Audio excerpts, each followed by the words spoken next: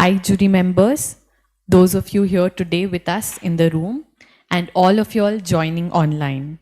Welcome to the Community Resilience Shelter Division.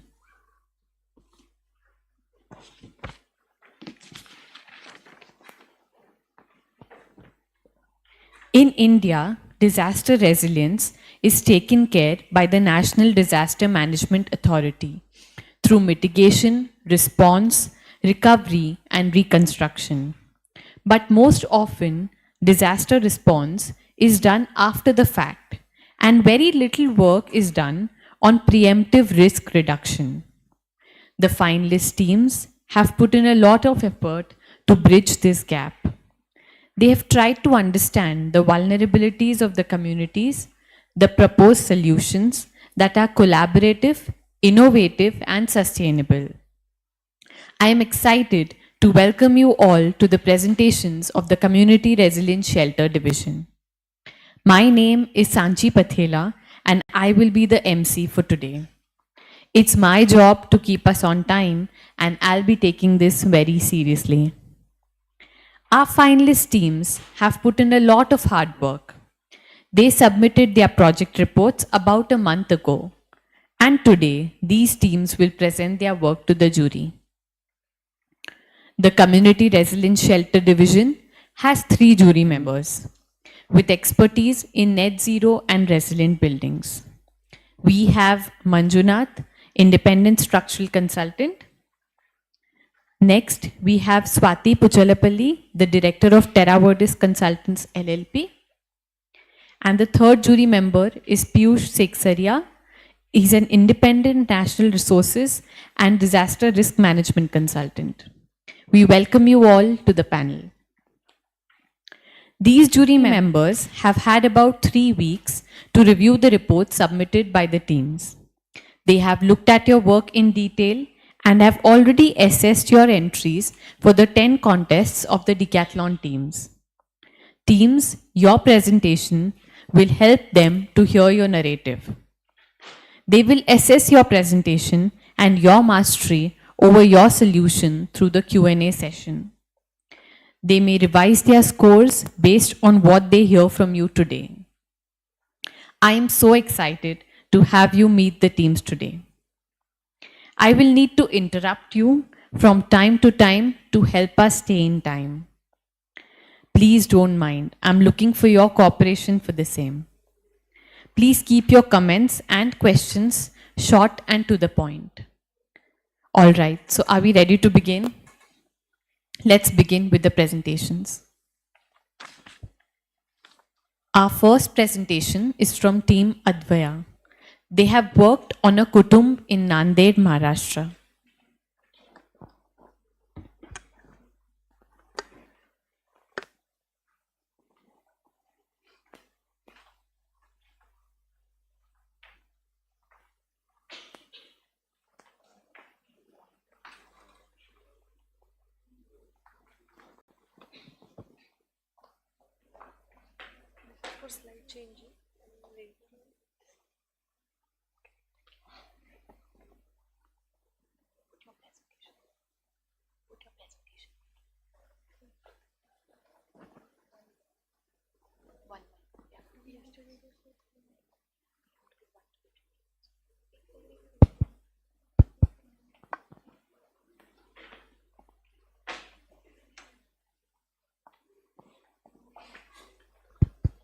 Team, you will have 20 minutes to present your work to the jury. At the 15th minute, I will ring a signal like this. You won't have a 21st minute, which means at 20 minutes, I will stop you and ask you to end your presentation. After that, we will have 10 minutes for the Q&A session. Please keep your answers direct and to the point. All the best, team. Your time starts now. In the arid heartlands of India, drought is not merely a seasonal affliction. It's a silent predator wrecking away at the very foundations of our communities, economies, and aspirations. Drought in Marathwada is not just about water scarcity. It's a battle of survival against nature's relentless grip. Ladies and gentlemen, our esteemed judges, we, Team Advaya, would like to shed light on the pressing issue of drought. The natural disaster has plagued our land, leaving communities vulnerable and putting the livelihoods at risk. It is against these issues of drought our project Kutum stands as a testament towards the resolution. Our site lies at the village called Manjari Matha, which is surrounded by rugged terrain around it and the fertile lands around it. It is a village which has around 350 people, a tribal community village, and it faces challenges of drought and its cascading effects. The village lies at around 319 meter above sea level and is on a land given by the forest department. Nestled in a northwestern direction, spanning across 2 acres of land. The village located in hot and dry climate. Summer winds originated from southwest direction and winter winds originated from northeast and west direction. From the site analysis, we computed thorough SWOT analysis. What surfaced were the harsh truths confronting us: drought, forest fires, crop failure, resource constraints, water scarcity, inadequate infrastructure, and lack of livelihood security. Inaccessibility remains a formidable barrier. So based on our analysis up till this stage, we narrowed down to certain strategies and goals, and based on the severity of each of this, we categorize them into primary and secondary goals, which we are addressing in our design further ahead. Our commitment to water performance goes into our innovative solutions like rainwater harvesting, soak pits, bioswales. We have also looked at the health and well-being of the villagers by giving dispensaries innovative solutions to take them easily to a better medical facility and eco-san toilets. Through agroforestry and business programs, we have provided economic independence. And in energy performance, we have introduced solar panels to decrease carbon footprint. Talking about the engineering and operations, our main goal is to make use of local materials and to minimize the waste generation so that the project is environmentally and economically sustainable in the longer run. For the same, we have been leveraging CSR funding programs, and we have sourced all the raw materials from the forest department, which is having a control of the tribal village and which is ensuring that the community is functioning properly. So to start with the conceptualization of the built form, we started with taking ahead the concept of Anganwadi and vernacular architecture and crafting the built forms around the central courtyard. This would facilitate a good cross ventilation throughout the site, keeping the entire site well ventilated and reduce the overall temperature. The overhangs on the buildings will reduce the solar heat gain, ensuring that the load on the cooling effect is reduced. And additionally, a pond is proposed adjacent to the built form, which would help us harvest rainwater for the drier seasons and help in resilient solutions. So, delving into the macro planning stage. So, this is our village Manjari Matha. We have a road coming way from the Jaldhara, and our site is located on the northwestern fringe. Now, this site this side is covered by the farmlands, the fertile land. On here, we have a rugged terrain wherein you have forest department. So, the first foremost thing that we did was to connect and create a proper water management system. So this is an existing reservoir which we have now revamped and arranged a pond lining to it, which now so that we can store the water for a longer period of time. This is then connected to the primary overhead tank and the village through proper water distribution in the village. Also, we have proposed a series and channels of trenches and bioswales so as to collect all the rainwater that is coming onto site to either the existing pond, or we have alternatively provided a farm pond at our site which again collects the rainwater from this area and stores water. In micro planning, we have divided our site in 3 zones. To serve distinctive purpose, the green zone act as agroforestry patch, which covers 50% of the land. It serves as food security and agriculture. The yellow zone is the built part of a structure. It serves multi-purpose hall services and to ensure resilience of the structure. The brown zone is the fire lane of the structure, which act as a buffer in our structure to mitigate wildfire. With this, we sum up the macro planning of the structure at the level of the village and at the level of the shelter. Now let's delve into the micro planning of the site. So we've basically placed the site on the northwestern fringe of the village, which is connected to the main approach road.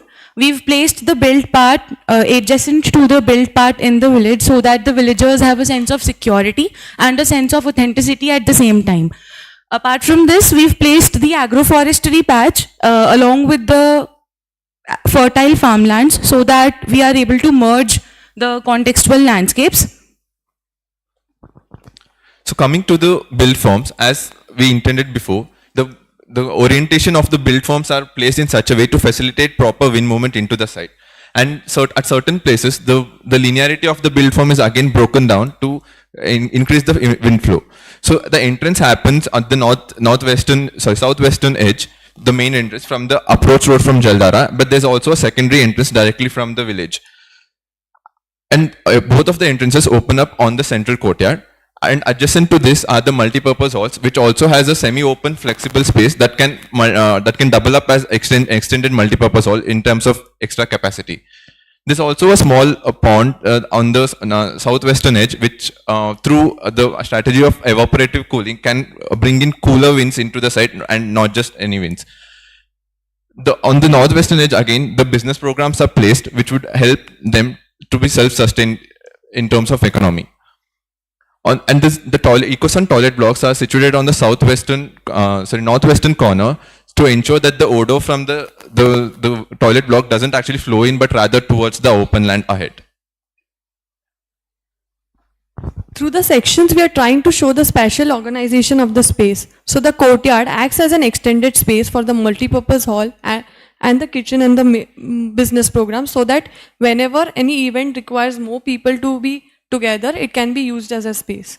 The second section shows our volumetric composition of the shelter, which plays a key role in the passive cooling techniques. The exploded view talks about the structural composition and the passive cooling techniques used. The bright soil act as a sun shading and block the direct sunlight and enter the diffused light in a shelter.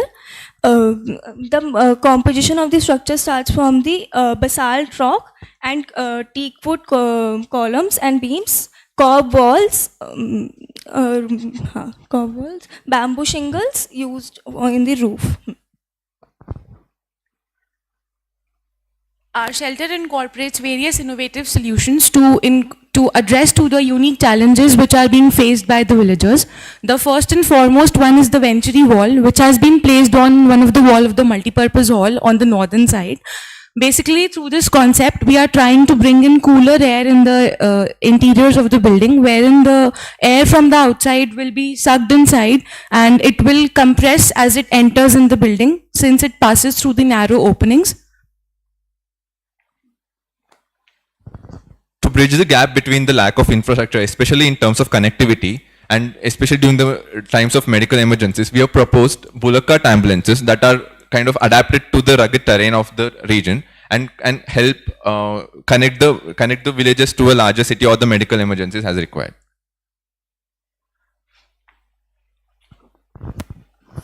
For the wall, we have provided a wattle and cop wall technique with an added innovation of bamboo reinforcement and an air cavity. This cavity acts as a buffer zone to minimize the heat gain and to create a stable indoor air temperature. At the same time, bamboo, since it is near the forest department, is readily available, and due to its quality of durability and flexibility. It is used and also to load bearing capacity. It is used as a reinforcement in the wattle and cop technique. Since our village comes under the forest jurisdiction, we have used bamboo and teak wood as structural elements in our structure.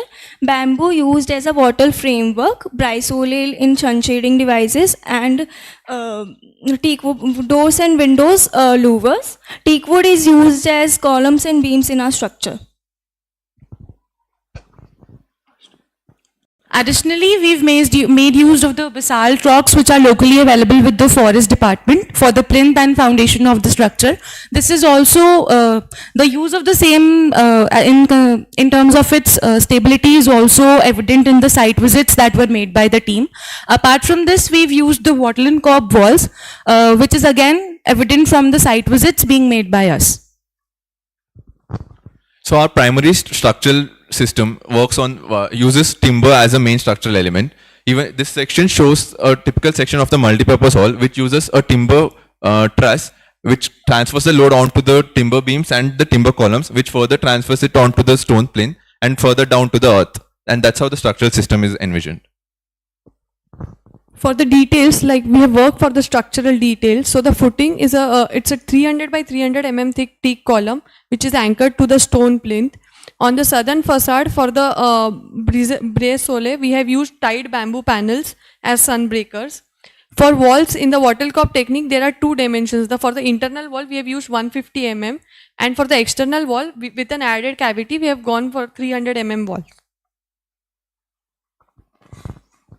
Okay, so we have introduced rainwater harvesting to in our roof to prevent the stagnant water in our roof. We have provided a sloped roof in our structure. For the multipurpose hall, the clear span is provided with the use of wooden truss and adobe bricks. So we've meticulously planned everything from the design stage to the construction stage to the future operations stage. Our main ethos lies between two primary goals. One is to make use of maximum locally available materials, which was also a requirement by the project partner, and also to minimize the waste generation. This sums up the details of the project, but the question still lies in the hands. What is the project actually doing to provide a better life to the community? So currently, as on site, there's no proper water management strategies applied. The water in the nearby pond, which is about 300 meters away from the site, actually the overflow runs off and it's not collected anywhere. And that is the existing cycle. And also due to the evaporation loss, due to the excess heat, the water level is very reduced and it doesn't, the pond basically dries up during the drier seasons. And these are some of the strategies we are envisioning. For the water cycle, we have provided a net zero water cycle on two scales. One is the macro scale, wherein we are dealing with the demands of the village, and the micro scale, wherein we are dealing with the demand of the shelter and the agroforestry patch. We have provided innovative solutions like the bioswales, the farm pond rainwater harvesting techniques, and also treatment of grey water at the site for reusing it as for the irrigational purposes. To achieve the net zero, rainwater is directed into trenches and bioswales and collected into reservoirs and farm ponds. To ensure the health and well-being of the community people beyond their comfort level, we've provided various strategies like eco-stone toilets, using passive strategies to ensure cross-ventilation and thermal insulation inside the building. And also we've provided an agroforestry patch. Also, we've provided a gallon bucket filtration system to ensure that the villagers have access to clean drinking water.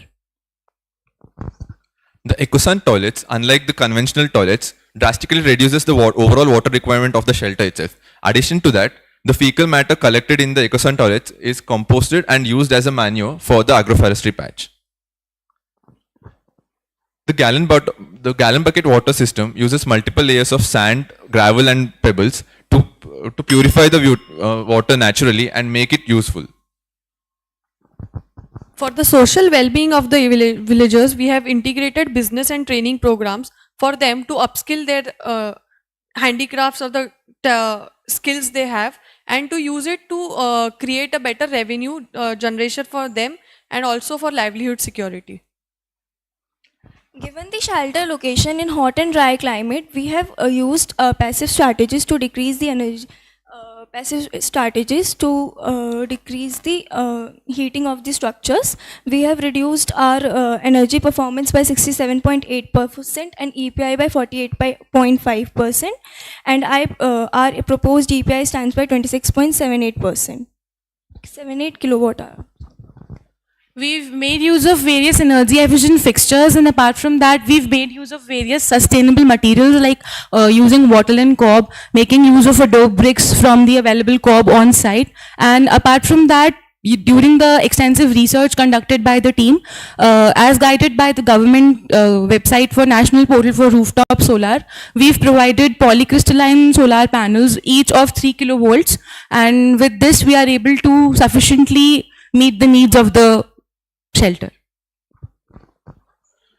The multipurpose also and other spaces act as a multifunctional spaces which can be used as a shelter spaces during the resilience for the villagers and the animals alike. For the agroforestry patch, which is for 0.8 acres, we have divided into 4 sections. The grids are around 10 into 15 meter, and we have proposed a drip irrigation system, and also the water is supplemented from the farm pond existing at the site. Now these 4 sections have different multiple combinations of the species here, and we have a agroforestry partner who has helped us with this. We have introduced business programs, which is oil extraction unit, aloe vera products, amla candy, guava juice production, and other activities such as sewing programs, handicraft programs. Our design also incorporates various features to provide resilience to the structure against forest fires, which is an existing problem in the village, and also to cater to the unpredictable rain showers due to the climate change. For the resilience against fires, we've made use of teak wood, since it has certain naturally present oils and resins which slow down the process of fire spread. Additionally, outside the columns, we've provided a rectangular cob block of 100 by 500 dimensions, so that the timber column does not have any chances of catching the fire. For the resilience against unpredictable rain showers, we've provided a 1 meter overhang above all the structures on all 4 sides, and apart from that, we've provided rainwater harvesting on top of every structure so that we can prevent water pooling above the rooftops. And the mud fuska terracing waterproofing that we've provided would be maintained annually to ensure that the structure is sound and safe. By use of the locally available materials like bamboo, mud for adobe blocks and tiles, we were able to drastically reduce the embodied carbon and make the overall structure more sustainable by using of local materials. As you can see, this shows the different techniques: the wattle and cob, the rammed earth, and the fenestration, which also uses the teak and teak wood frames, and the bamboo louvers, which uses the same. So for the costing and affordability, we have reduced our reduced the cost of land to 0 as it is granted by the forest department. For the material, we have used all the materials that are easily accessible around the site and context, or else which can be obtained from the forest department. For techniques also, we have used those techniques that the villagers already know, or with little training they can be taught. Based on proposed design, the material and techniques comes under the 915 rupees per square meter.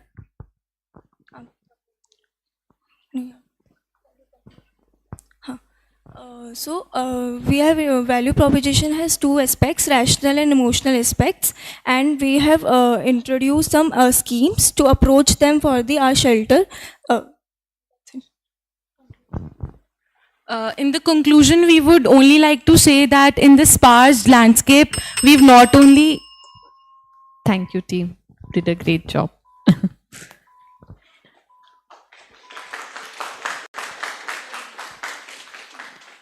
Let's hear the jury comments and take questions from them.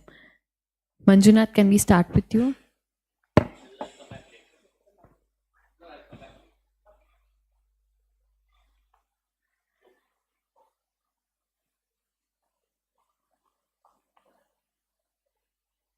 Yeah, so thanks very much. Very interesting work. There are a couple of questions I'll ask, and maybe you can club your responses. So, while you've identified certain activities for that site, and you also did some field work, and you look at the village, was there some kind of, there must have been, but what was the gap analysis?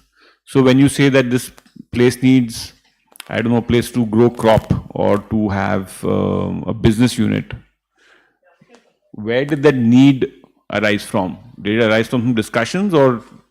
So basically, we conducted 2 site visits throughout the 9-month process. So in the first site visit, what the team did was we had a meeting with the villagers in the chalk of the village, wherein we had prepared certain interviews, certain rounds of interviews, certain questions and certain questionnaire rounds that would ask various things about the daily livelihoods and what are the problems that are being faced.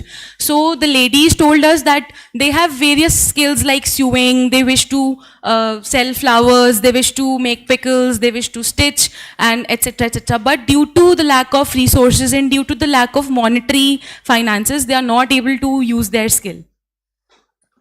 Okay, okay. The second question I have, and then I'll hand it over to the other jury, is on the use of teak. Now, you have sort of justified it saying that it's next to the forest and the forest department will provide teak. But you know that teak wood is extremely expensive. The kind of sections you're talking of for your columns, 30 centimeter by 30 centimeter, are not easily available sections of teak. So for me, the biggest question in some sense from your design is, why didn't you think of any other alternatives to teak? Or rather, why did you decide to use teak? Because it's not, I think it's very difficult to justify saying that it'll come from the forest department, so it costs zero. You know? No, sir. Actually, during the site visit, what we saw was that the villagers are already used to using the teak wood. As in, Abhi, at present, what happens is they go to the village and they pick some teak wood which is already lying in the forest and they use it in their houses. Even some of the villagers were doing this work when we made the site visit. So that's where we thought of using the teak wood only, because already the villagers are experienced about its usage, and so that the structure also does not stand as a very different structure in the village. Basically, it merges with the landscape.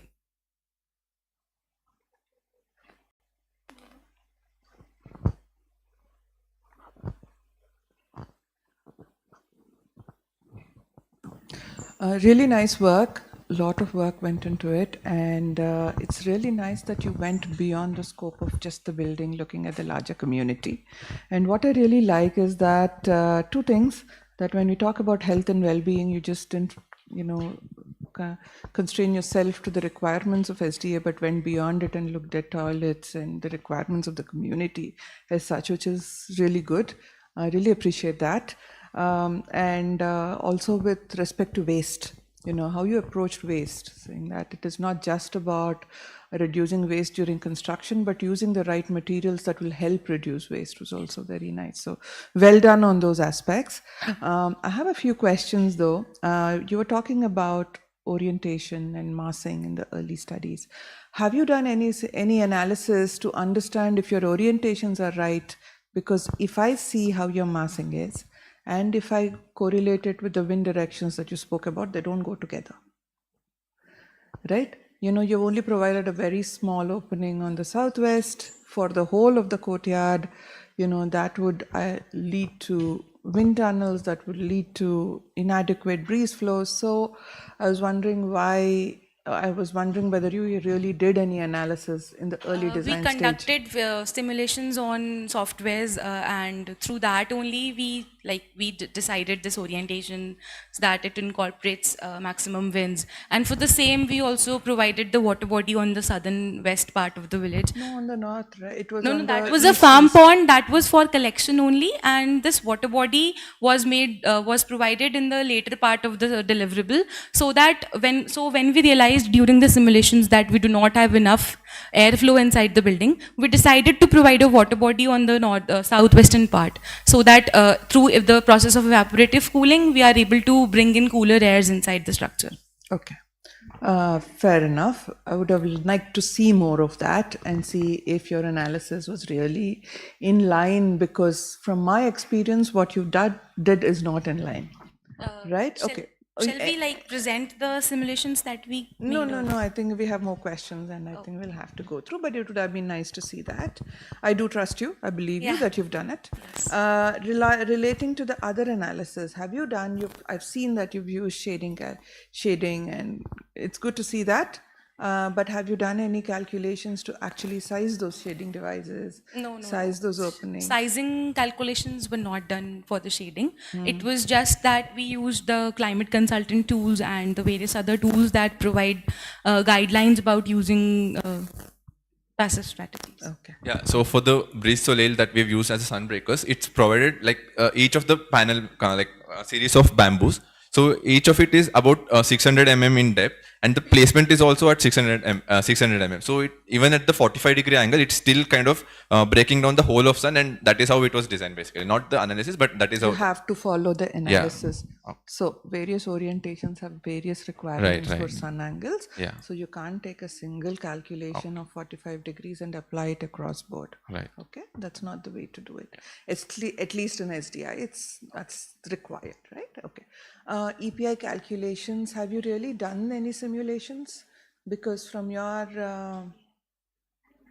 have you done any simulations to arrive at the EPI? Actually, we have done illuminance simulations for the EPI calculation. Illuminance is for daylight. Have you done any energy simulations to check for comfort or for the EPI energy calculations? No, actually, we have only one site, which is design builder for the simulations, and we don't have any materials which we have used in our structure. That's why we won't be able to done. You will be. I mean, that's a minimum requirement. So that's not the right Okay. thing. That because your material usage is not right. Yeah. That's not right. You can always do it. And so, how did you arrive at the EPI then? How did you arrive at the reduction in the EPI? How did you arrive at those calculations? Actually, we have used passive design strategies, and the calculation from the lights, fans we have been using from those calculations. Okay, all right. One more last question before I pass on. You said agroforestry patch, right? Is it really a requirement of the site? There seems to be a lot of farmland around. Is it necessary to provide it right there? Yes, actually, ma'am, during the site visits, what we studied was that the villagers use basically 3 crops, which is soybean, cotton, and tur dal, and they are able to harvest it only for the 6 months of a year, since the black soil does not allow them to cultivate during the remaining 6 months. So at present, what is happening is that 6 months ke liye they are doing agriculture, and for the remaining 6 months, they are traveling to the nearby villages as daily wage laborers. And Okay, all right. Okay, then fire risk finally. You said it was fire prone and you have used a lot of wood, bamboo, etc. How does this become a resilient shelter just in case there's a large fire?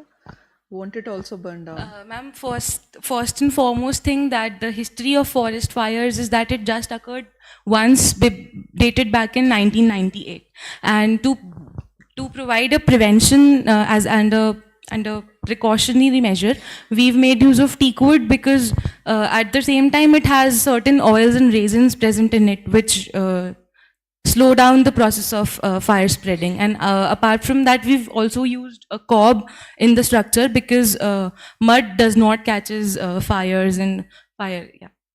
Yeah, none of the wood or the bamboo is actually exposed directly and layered with the mud plastering, so it doesn't really directly hit the structure itself to burn basically. Yeah, that is. Thank you. Well done. Thank you. Nice presentation, but I limit only to structures. I think what is the learning after seeing these nice crafted old buildings of the area? Did you learn anything from that? Sir, basically, in our colleges, we make only RCC structures, and here we learned how to make mud structures, how to work with them, how to modify them as per the needs of the villagers and as per the needs of the design Yeah. also. See, as individually everything is nice, the wall is nice, the roof is nice, the foundation is nice. But there is no attempt of constructability at all. How do you construct this building? What is this interface between the foundation to the column, from the wall to the roof? Everything looks like it is like taken out from a book, I see a truss. How does the truss has a relation to the wall? And where is the column? What is the relation of the column, the wooden column, what you are looking at 300 dia, into the wall system? Where is this transition? Because this transition will give way to constructability.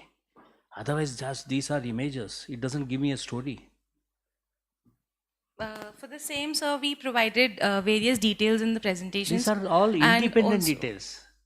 See, today you are showing me a wood bully.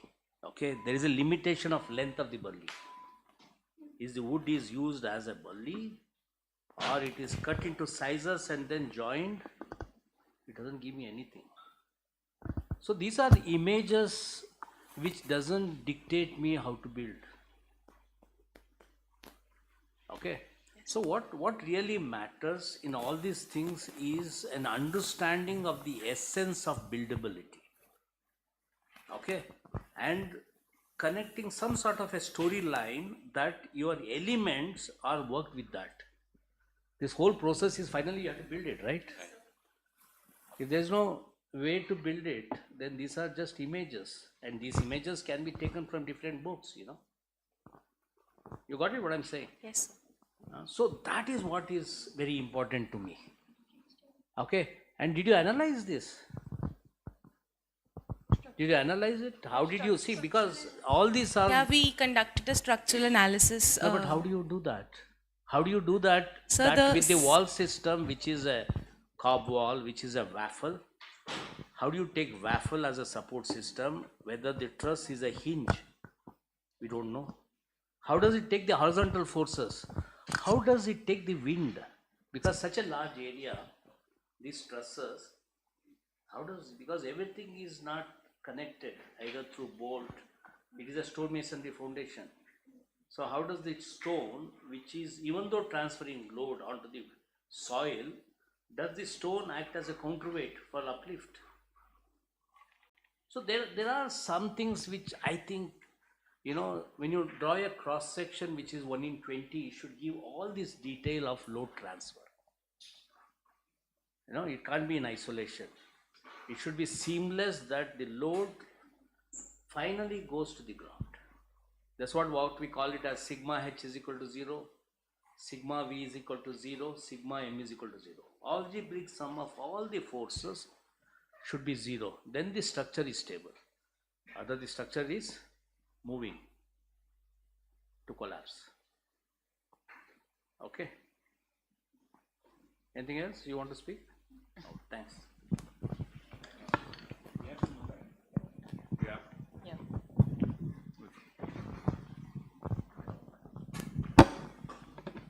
Thank you.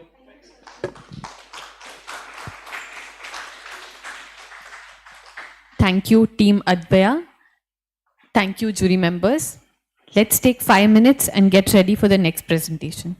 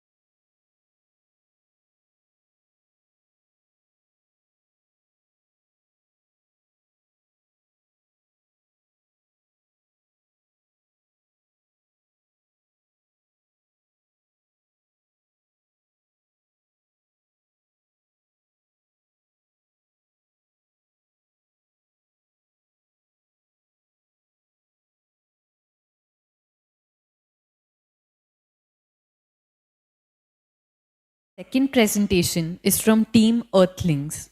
They have worked on a center for rejuvenation and wellness located in Sikkim.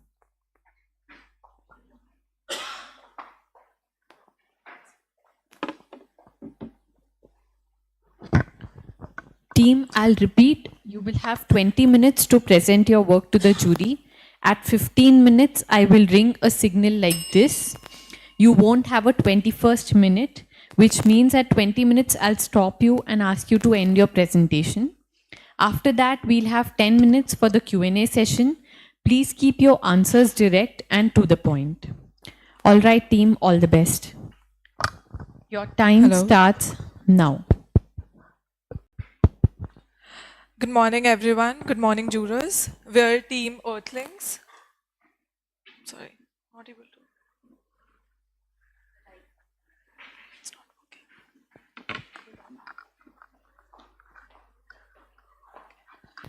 working. We're Team Earthlings, and we are here from School of Planning and Architecture, New Delhi.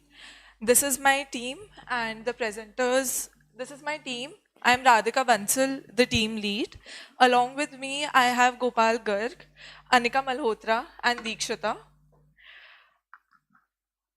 So I would like to start with introducing our site. Our site is located in the Panchakhani village of Sikkim. It's at an altitude of 1,118 meters. The site is spread across 10 acres, and it lies in the cold climate region. The annual rainfall received is 27,039 mm. The Panchakhani village and the nearby villages are highly prone to disaster. It lies in the Indian Himalayan region, and due to its geometric location, it's highly vulnerable to earthquakes, floods, and landslides. And the nearby villages Gangtok, Rumtak, Martam, Ranka, and Sang are also highly affected because of the location. The Panchakhani village is especially prone to disasters as it lies in seismic zone 4 and 5. The community and the people of these villages are endure loss of lives. Their homes are destroyed. They get highly affected because of these disasters. They need immediate assistance like food and shelter. Not just this, they need prolonged help such as risk management and they need prolonged help such as risk management, rescue, rebuilding their destroyed homes. And in such cases, there's a need of training center, which will not, training and a community shelter, which will not only act as a shelter, but also train people so that they can deal with these disasters. The vision of the project is that it will not only act as a shelter, but also train people so that they can deal with these disasters. There are spaces which can act as workshop spaces, which will not only help in spreading awareness, but also help them in coping up with the effects of disaster. It will also boost the tourism as there's Gangtok, which is close to the site, which is a very famous tourist attraction. So this center will not only act as a shelter, but will also act as a landmark at the site, which will boost tourism. And since their major occupation is agriculture, the center will also provide them employment, as there will be trainings, workshops. Then there are local plantations all across the site, so people can come and spread awareness regarding their own species. Then talking about the build, this is the site plan. So our build is responding the site. We've used 2 hexagons which are sitting on the site, which is responding to the contours. They're intersecting, and then we've scooped out built from the center, which are acting as a courtyard and an atrium, which are which will then further act as spaces of interaction where different communities can interact and share their experiences, and also act as shelter spaces during disaster. Then we've staggered the build to form terraces, which will again act as buffer spaces during disaster, and will also provide outdoor spaces for a better experience of people which are residing and the visitors. We've used multiple strategies to, multiple active and passive strategies to reduce the load on the building and to reduce the carbon footprint, such as starting with the building orientation. The building is oriented such that the solar radiation received can be maximized and the heating and cooling load can be reduced. Then we've staggered the build to create terraces. We've also included BIPV modules in the facade. Along with that, there are atriums and skylights to allow natural lighting and a heat gain. Along with that, we've provided solar roof insulation so that the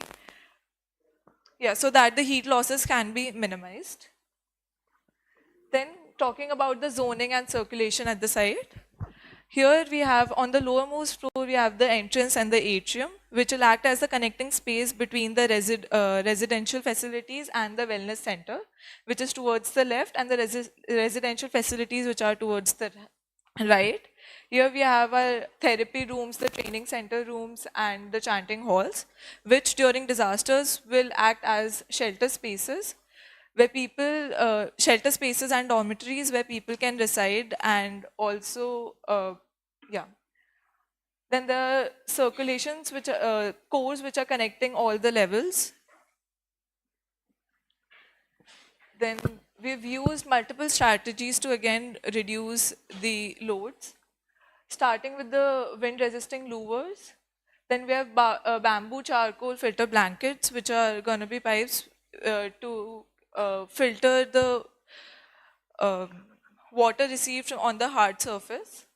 Then for the internal walls, we've used the paper honeycomb core partition walls, which are going to be sliding partition walls, which can be removed during the times of disaster so that the rooms can be converted into a singular hall, which can be used at the time of disaster. Other than that, the furniture used is collapsible so that it can be modified at the time of disaster so that more number of people can be accommodated in the institution.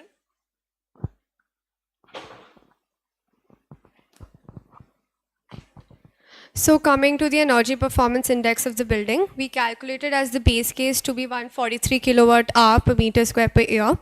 This graph here depicts how different strategies has helped us reduce the API and by what percentage. For example, the passive strategies like orienting the building towards south and southeast and incorporating an atrium has helped us reduce the EPI by 16.6%. Then we've tried to optimize the building envelope by carrying out various simulations and by installing HVAC systems like radiant heating and cooling. All of this has helped us in reducing the EPI. The energy use of a build has come out to be 12,700 kilowatt hour per month. We have carried out various simulations using softwares like Design Builder and taking out suitable U values as per ECBC. By using all this, we've tried to reduce the heat load by 73.2%. These icons here show the various methods by which we have received the reduced EPI. Firstly, now talking about the building envelope, our external wall section is made up of bamboo reinforced hempcrete. The core is made up of hempcrete, which is surrounded by a bamboo mesh on both the sides, and it is finished with the mud plaster. The U value comes out to be 0.277 for the same. And for the internal wall sections, we've used recycled paper honeycomb structure, which is like the core is made up of honeycomb, and we have magnesium oxide board on both the sides. These panels are already made and brought to the site, and the U value for the same is 0.77. We've also tried to reduce the EPI by using efficient light fixtures, light and equipment load reduction by using LED downlight or high-speed brown ceiling fans, and etc.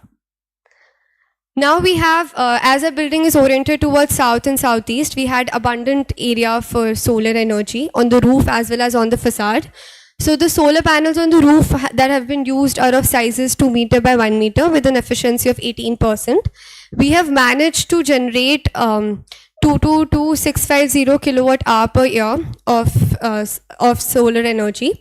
This table here depicts like the month-wise generation of electricity according to the sunshine hours of Sikkim, and we have also incorporated BIPV panels on the facade, which are polysolar panels, and which are, because the building is oriented towards south and southeast, so we have incorporated on both the facade.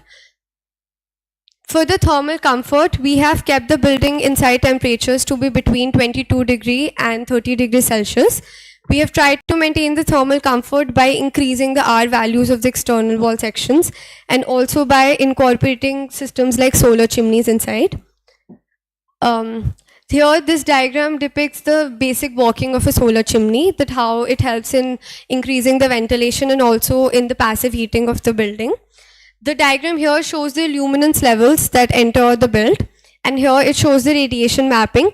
As you can see that most of the roofs which are facing the south and the southeast are yellow because they receive maximum solar radiation on according to the sunshine hours. This here is a simulation carried out by Design Builder, which depicts the daylight illuminance in percentage hours.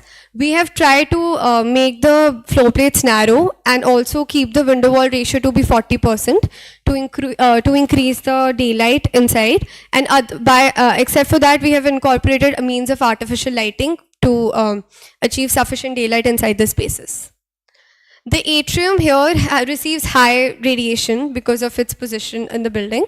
So we have also given translucent colored BIPV panels on its roof. The airflow diagram here shows how the plates are very narrow and the windows on all sides help in increasing the natural ventilation inside. The table here, which talks about the ventilation rate, we have used the RA-RP values from the NBC codes, and we've calculated it using the number of occupants and the area of each space. For the waste produced on site, we have different waste generated on site like human generated waste, grey water, organic waste, and cattle generated waste. We've used various methods like composting toilets, constructed wetlands, vermicomposting, and biogas production for the waste management system of the build. Yeah, coming to the HVAC. So for our kind of building, we have proposed the HVAC we have proposed is basically a combination of a ground source heat pump and a dedicated outdoor air system unit. So this integration actually allows us for the efficient taking care of the both latent and sensible heat loads. And instead of relying solely on just one system, we used two for the kind of climate which is there in Sikkim. So here we can see this thing shows the radiant system which we have used in the flooring, and B is actually the low flow speed fans which is used in the atriums.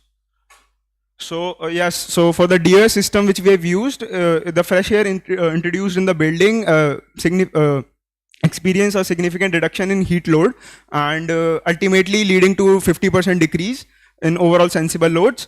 And this shows the difference when we have used no DOS and with DOS systems.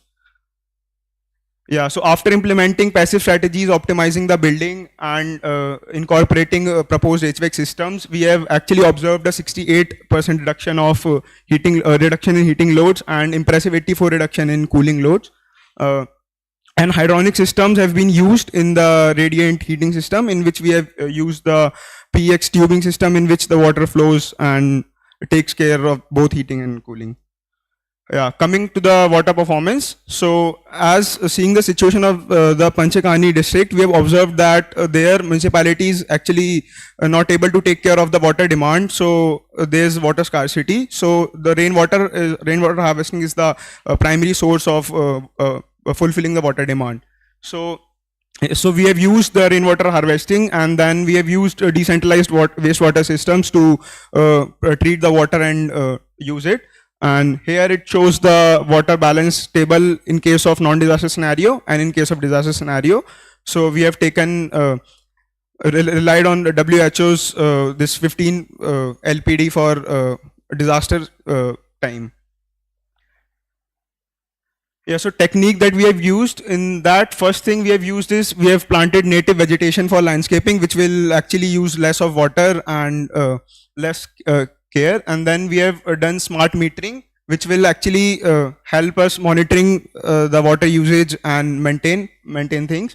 And then we have used bamboo charcoal filter, which is actually kind of a, we have tried to make a blanket. It is for the storm water which we'll collect from the runoffs. So the water will come and it will fall on this kind of blanket. This is a cross section. It shows that it is a bamboo pipe in which we have placed gravels. Then there's a coarse sand, there's bamboo charcoal, there's fine sand, there's mesh, and then water will pass through it. And then we have used smart fixtures of low flow rates and aerated water, so that there'll be less water consumption. For wastewater treatment, we have used mainly two things. For black water treatment, we have used decentralized water treatment system, which will go through this, water will go through sedimentation, flocculation, aerobic and anaerobic treatment, and then it will be used for secondary purposes. For grey water, we have used soil biotechnology system, which will be collected, and then the water will be passed through sand, gravel and stone filter. Then bioreactor beds will be used to treat the water, and then it will be stored in the underground tanks. Here we have showed the placement of different tanks as per the storage and supply of it. Yeah, so this is the water cycle diagram. It shows how the rainwater is collected on the roof water and then the hardscapes, and then they are passing through the bamboo filter, and they'll be stored in the storm water storage, and then be directly stored in the grey water tank, because that has many such impurities that we cannot directly use it for the primary domestic uses. And after using and saving all of the water, we are able to supply municipality 35 kiloliter of water daily, as there is water scarcity. So this water will actually help the community. And yeah. Talking about resilience, as my teammate already has mentioned, some of the hazards and risk profiles, as we have addressed it, one of is climate change. So there is a lot of glacier melting. So the water, there are no perennial resources in Sikkim and the village. So we have addressed that through our water performance. And waste management in these villages, they're usually basically incinerated, or they're thrown into canals or jhoras. So we have addressed that.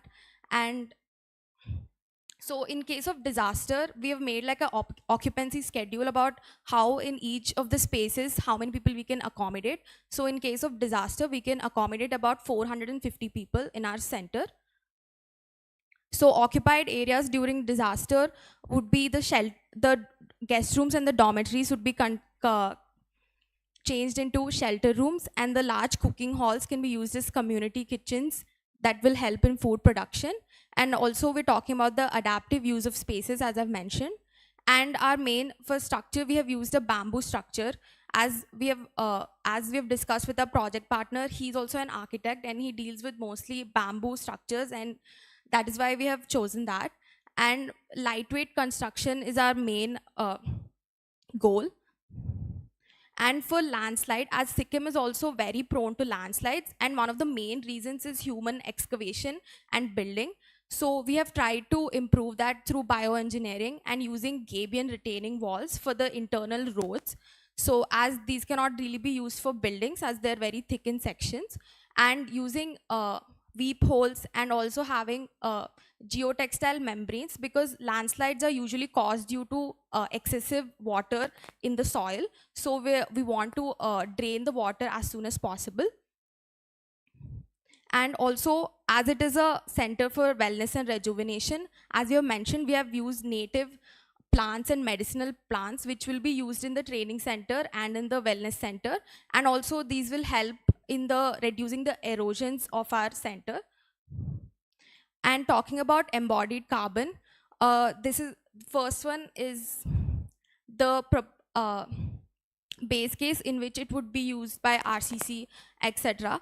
And the second table shows the proposed case by optimizing our building envelope and using local materials. We have reduced the embodied carbon.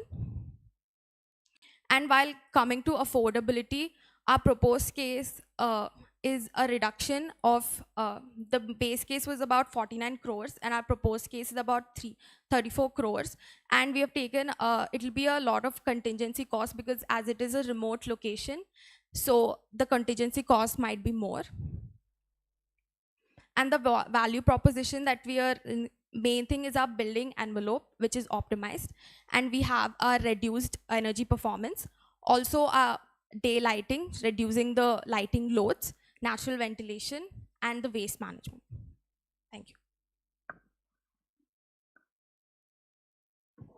Thank you, team. You all finished well in time. Let's hear the jury comments and take questions from them.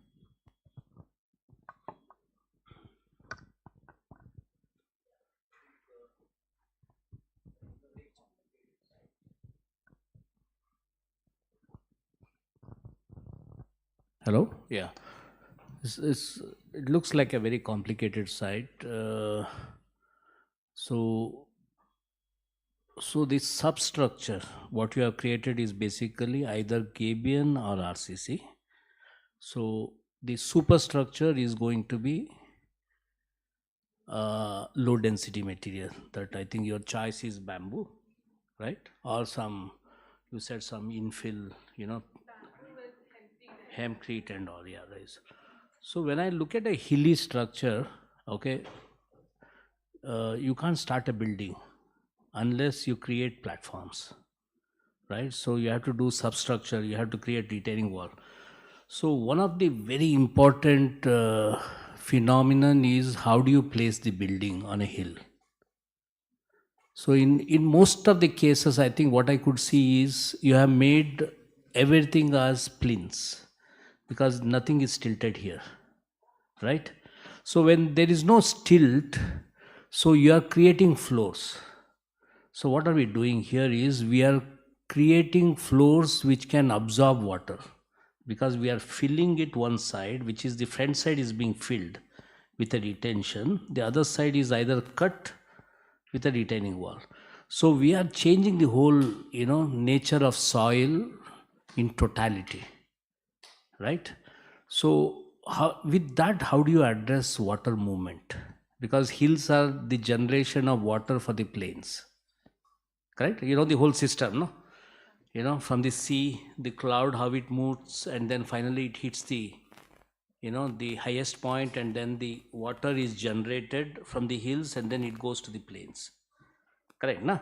So when there is generation of water from the hills to the plains, how do you allow not to absorb water into the hill? That is one thing which, the movement of water, okay? That is one thing. That is one of my question. Then the second thing is the substructure, when do you start the building? Because the substructure has to be done. So you have done so much of RCC here.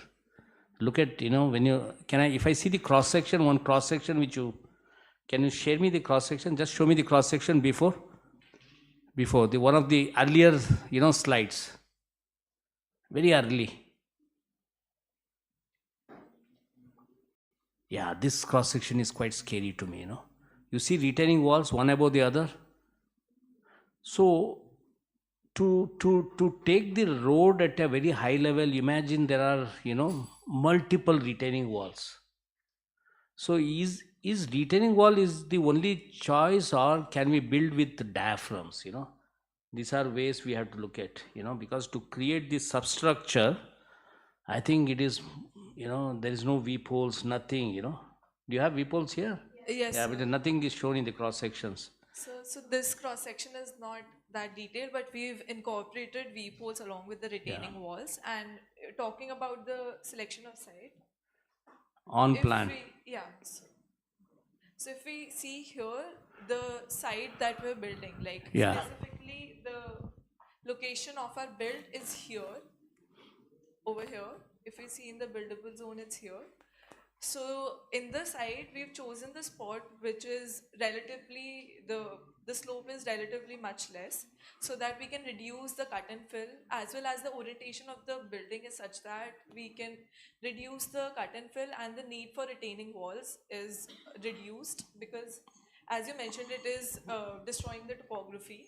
So Yeah. we've tried to minimize the impact that it has on the topography and on the ground. And talking about the water flow, so if as from the slope analysis, we came to a conclusion that the site where we're building, like that spot, there is a sheet movement of the water. So we've sort of diverted that sheet movement so that the water can flow from around the build, and as well as there are gaps in the build from where the water can flow, and that water can be used in vegetation. So the central courtyard that we've given, which is acting as an interacting space, there's a lot of vegetation, so that water can directly be used for vegetation, and the runoff can be stored and filtered through the tanks and the other provisions that we've given. And second thing is coming back to the structure, actually the minimum is about one single story, and then the maximum is 3-story. No, it's mostly G+1 and only 1 or 2 blocks is G+2. G+2. So how do you take bamboo structure as, how do you design bamboo structure for more than 2 floors, 3 floors? What is how do you, I can't, because it's not very detailed, you're not detailed the cross section of the building. No, so in the presentation, we haven't added the details, but it's in our report. And as talking about the structure, the columns that we've used, it's not just bamboo. Along with bamboo, we've used some concrete to add the additional strength. So it's basically bamboo reinforced concrete that we've used for the columns. So in the blocks where we have What do you mean by bamboo reinforced concrete? So basically here the steel is being replaced with bamboo. So instead of steel bars, we've used bamboo to... That is not, there is no codes which says that. We went through a few case studies and research papers. These are all very experimental studies. Okay. There is no development, there is no cohesion at all, between concrete and bamboo, It's all very, it's not proven anywhere. Huh? Okay. So you can't replace reinforcement with bamboo. You have fiber reinforced.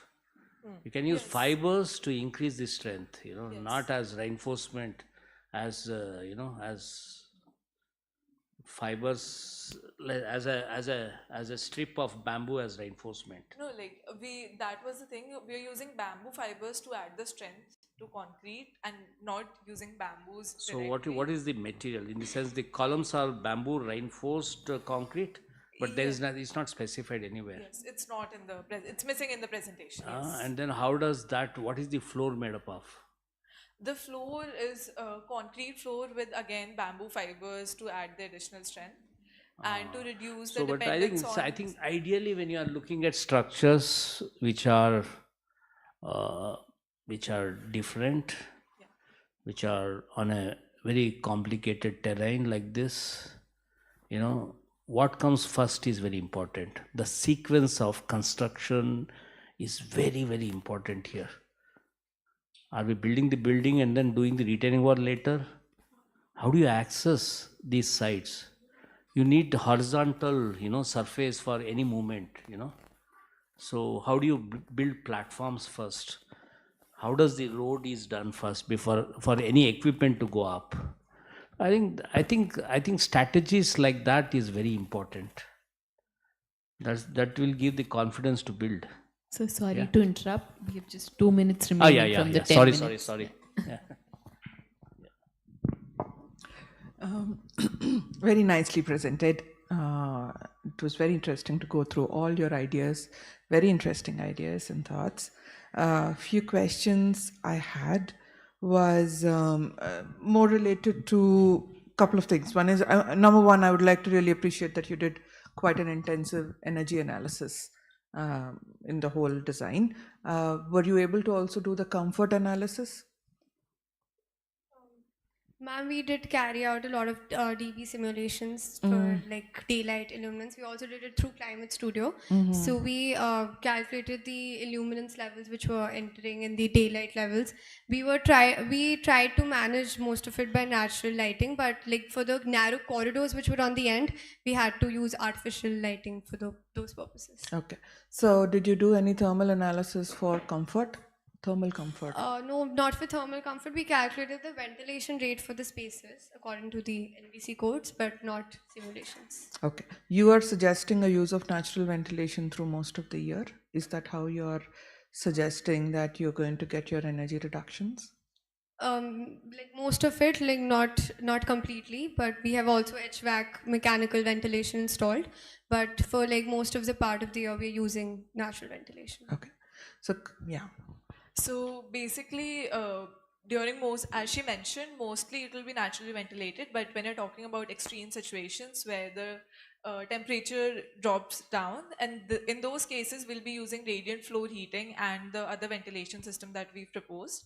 And during summers, even though it's in cold climate, there's going to be some need of cooling to attain the required comfort. So in that case as well, we'll be using the mechanical cooling, but otherwise it's mostly naturally ventilated and. Okay, all right, understood. So you're not able to do this comfort analysis through this. Also, a couple of things I just noticed is that your daylight does show a lot of glare, which needs to be addressed. Okay, so I'll let that be. How do you, in times of a disaster, you will be cut off from, grid electricity. You won't have water. How do you?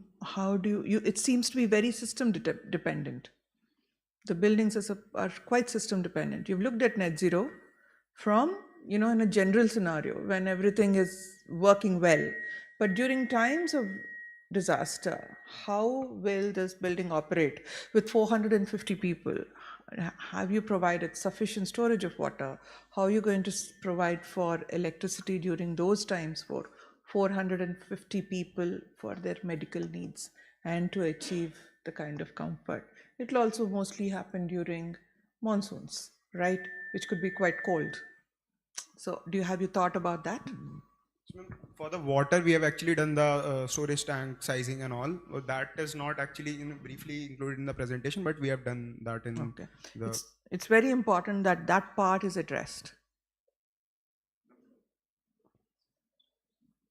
Like the normal this domestic storage tanks, we have sized it for like 3 days, and in case of this disaster, then we have storage of water for 4-5 days. But it is because mainly there is rain based like storage, because rain is our this main. But that will be mudslides. Ma'am, yes, but we have used filters for this water which we are collecting from. But do you think those will be in this? That's a standard scenario. Yes, ma'am. When it is a mudslide, those won't work, right? So that is why we have actually, the water we are getting from the hardscapes, we are not directly using it for the domestic storage. So first we are treating it, then we are using it in the grey water tank. Okay, all right. So that's one thing. You called something called, there's some technical issues. What is PCT annual illuminance? It's the amount of daylight percentage that's entering in a room, like per hour. But in my experience, I've never seen a metric called PCT. So I'm wondering what PCT actually means. What is the expansion of PCT? I don't remember exactly. You need to understand what daylight metrics are and use those daylight metrics and not whatever comes up with. Okay, all right. So I'll let it be. I think we're running out of time. Have you considered the cost of BIPV? And if there is so much use of concrete, how is your embodied energy negative? The concrete we have only limited to the substructure. So we are still reducing the amount of concrete used by the, as we said, the external walls and the internal walls. And the structure is mainly based upon natural materials such as mud plaster and the paper honeycomb internal walls, as well as the floor slabs are using bamboo mesh. So that is how we understand that you're reducing, but there still can't be negative, right? Okay. Right? Paper has an embodied energy. The concrete has embodied energy, right? It cannot be negative. Understand? Yeah? All right. So be careful with your numbers. With your numbers, with your analysis. You should be, when you're doing an analysis, when you're looking at numbers to help you design, then you have to make sure that your numerical understanding and calculations are correct. Yeah? Okay, so I appreciate the fact that I've reviewed this design twice, so you've moved away from what was a wellness center to something that's slightly more. The challenge though is that I still don't see the community. So who is this community that is going to take advantage of? Who are these 450 people? Okay. As an extension to that, why will a private owner allow access to 450 people during times of a disaster? There's a cost implication, and there's so many other implications of that. And the third is that a community, for it to move house, in this case, whether it's a forest fire, whether it's a landslide, whether it's a flood scenario, needs to have access. And when I say access, I mean physical access, but also a social access, in terms of they should feel that it's a place that they can move to. So it's not that, they're going to lock their house and all their belongings and just move to some random place, even if they see it or if they know it.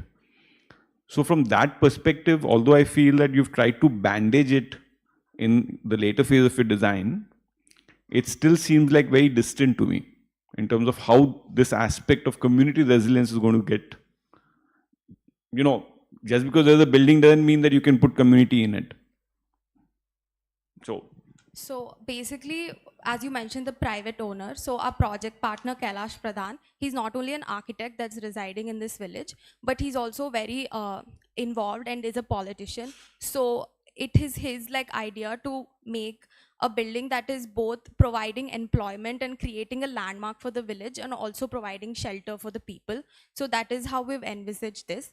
And also about the community that we're serving, as we've mentioned, the nearby villages, even though Gangtok is a very famous spot, the nearby villages do not have any source of extra income and only agriculture, and that is their employment. So in part of how we're including the community is making a new and way to work, a new way to spread their culture. So as obviously tourism and that we want to increase it. And the Panchekani village is only about 10 to 17 kilometers from the airport. So our project can create a landmark for the Panchekani village. That is how we want to include the community in our project.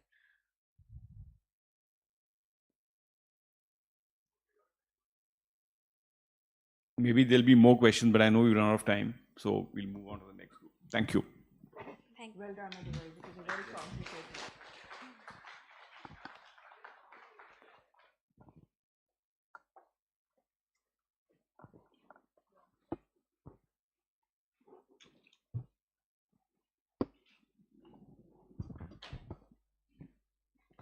Thank you, jury members.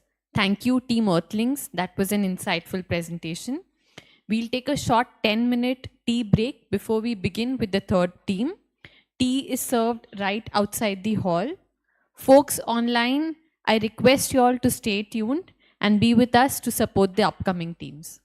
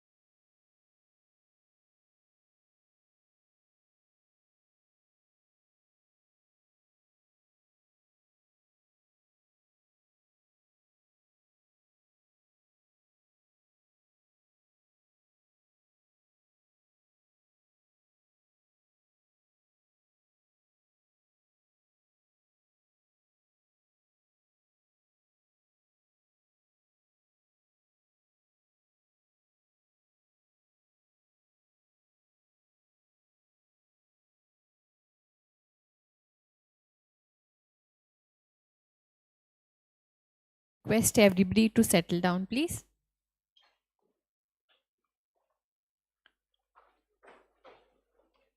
Move this side, no? Move this side. Welcome back to the presentations for the Community Resilience Shelter Division. Our third presentation is from Team Ekatra. They have worked on a project called Sambhav, which is located in Kolhapur, Maharashtra.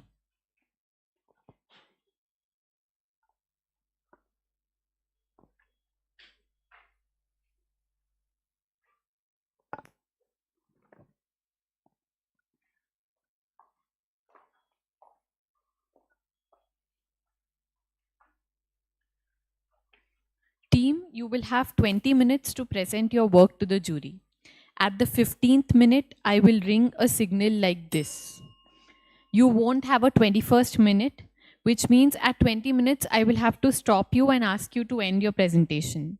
After that, we will have a 10-minute round for the Q&A session. Please keep your answers direct and to the point. All the best, team. Your time starts. You can put it on.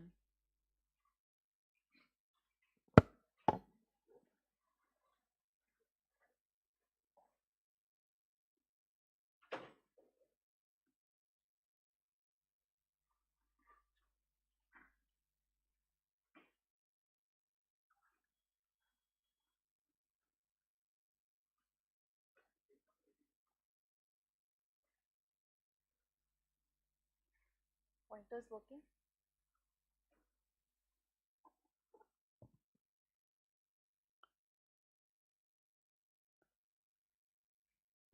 Can we start?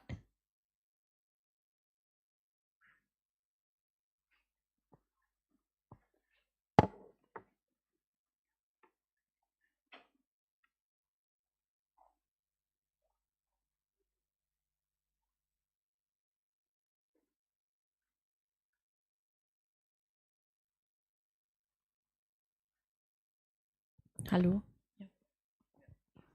Hello.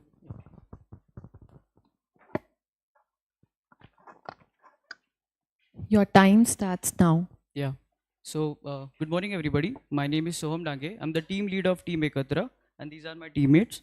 So, moving on, this is Project Sambhav, an idea incepted in the awakening of climate change, disasters, and most importantly, a world where sustainable approach is the need of the hour.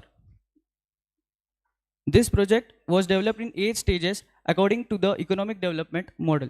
So, coming on the first phase, the ideation. The disasters have many notions, but one common depiction: fear, unrest, and destruction. Thus, resilient structures become an important part to dial down the result of such disasters on our communities. Now, a look at the ratio of occurrence of such disasters show flood to be one of the major disruption force. Hence, the economic impact also show a depreciating effect on the poor. After a brief survey of such communities, Ambewadi, Kolhapur was considered for the project. Ambewadi lies in the Karve district, Kolhapur, Maharashtra, located in the basins of Panchganga River. It is subjected to annual floods, submerging almost the entire village, disrupting the social and economic living conditions. So when we also had the site visits, we got to the roots of the community. We also understood how and badly it was affected. Even when it's at this level, they were getting affected. So we went, we took interviews, and then we got to know that they were getting affected not just for his farmer, but his entire, like his kid is getting affected, his wife is getting affected because of it, and his whole livelihood is getting affected. So we went deep into the roots to understand how the whole system works to get in the process. So the user group of Ambewadi comprises of trading and agriculture community with income depending on farmlands, cattle rearing, and trading of local produce products. The victim's perspective here emphasizes on the severity of the situation. The user group was large given the demographics of the village and need to cater them without being biased. So the site for the shelter is located in Sontale, about 4.2 kilometers west from the village, thus making it accessible. This adds up as a positive aspect to otherwise use temporary shelters located in the Kolhapur city, about 16 kilometers from the site, where travel has to be done via buses filled with people as a risk of toppling. So that could be a very big problem. The proximity of the site allows people to travel on foot or by two-wheelers. So going on to the phase 2, a brief lookout at the thermal analysis show fan force ventilation, cooling, sun shading, dehumidification, and as the appropriate design strategies for the climate of Kolhapur. So the services such as electric substation is located within 4-kilometer radius, and thus reducing the effect of operating embodied carbon required for off-site energy supply during the initial phase. Topography topography shows a considerable slope that could be used for effective water management. So moving on.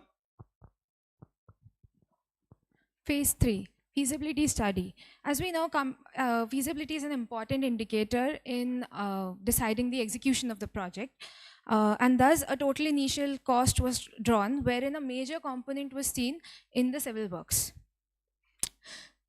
Thereafter, areas like material cost reduction and phase-wise construction were of ultimate importance. Phase-wise construction shows a gradual reduction in the cost and an increase in revenue, leading to an optimized cost-to-benefit ratio. Thus, the implemented strategies give a minimum of 27% reduction in cost. Further, the entire construction process was broken down, wherein the timeline was made for about 6 months for completion of one shelter. Along with it, the life cycle cost of all the systems were calculated to be able to draw a viable decision to implement which of the energy systems. Phase 4 project summary. To make the project summer, Urvi Public Trust has enthusiastically partnered with us, and a project charter has been made addressing the main requirements such as use of local material, modular construction, innovative or transformable spaces, and a space for community engagement. The team has further assembled. In the phase 5 aims, the next step was to set up the goals and objectives, where we have addressed the reduction of energy, water, cost, and embodied, which will lead to the critical success factor of the project. Yeah. So coming down to the phase 6 of the construction and development. In architecture design, the design development was done keeping the modularity in the mind, and thus modularity was further emphasized by optimizing the design to size of bamboo panels used for the walls. Stage-wise process streamlines the construction, allowing affordable construction. The timeline is set as per the schedule of government funding schemes like Pradhan Mantri Gramin Vikas Yojana, as well as seasonal viability of the construction. The phase 1 covers the landscaping, biofuel plant, and construction for the shelter 1. Well is also dug to suffice water needs during construction.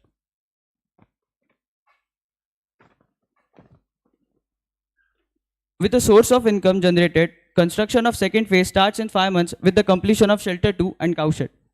Phase 3 consists of construction of third shelter along with the full-fledged functioning of the vocational center. This can be funded by skill development programs. Phase 4 is the final stage with all shelters on site and every system at its full functioning level. This will be possible after approximately 3 years. Shelter development will be followed by the construction of the health center and child engagement services as when funds are provided. The sites consist of 4 shelters, cowshed, biofuel plants, overhead tanks, and health center.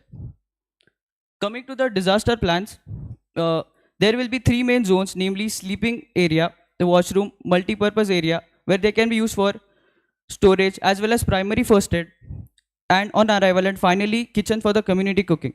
The non-disaster plans is the rearrangement of disaster scenario, wherein further partitions are added to create spaces to cater for such as celebration halls, vocational classrooms, and workshops.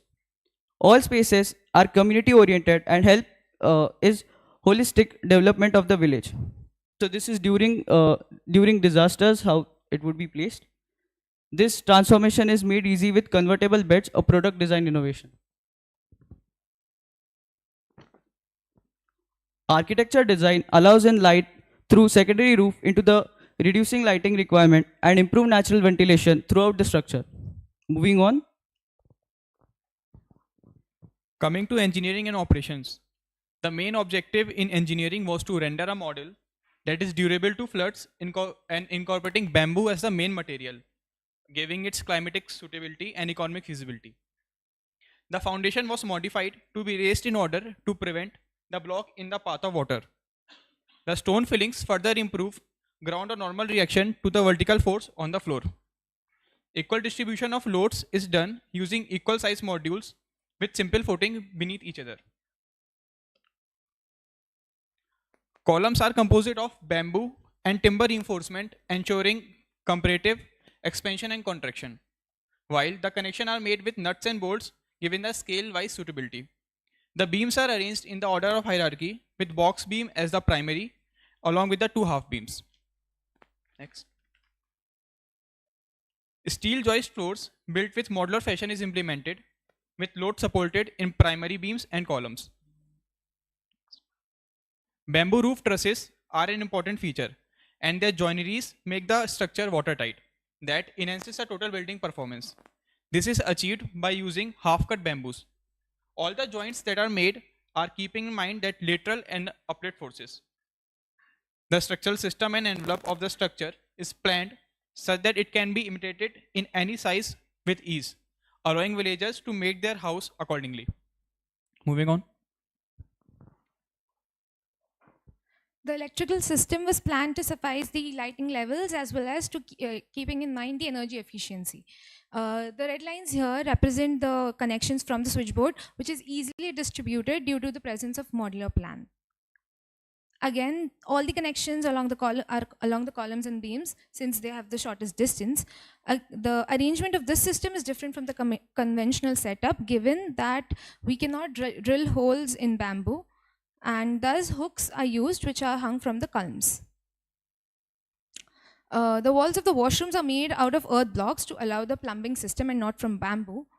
The washrooms are also provided with hot water generators which run on biofuel. The waste management, due to the inability of waste disposal during the flood times, segregation and treatment is done on site. It is also used for energy generation, fuel, and for compost. Fire safety is kept in mind for emergency, and plan has been made for easy evacuation.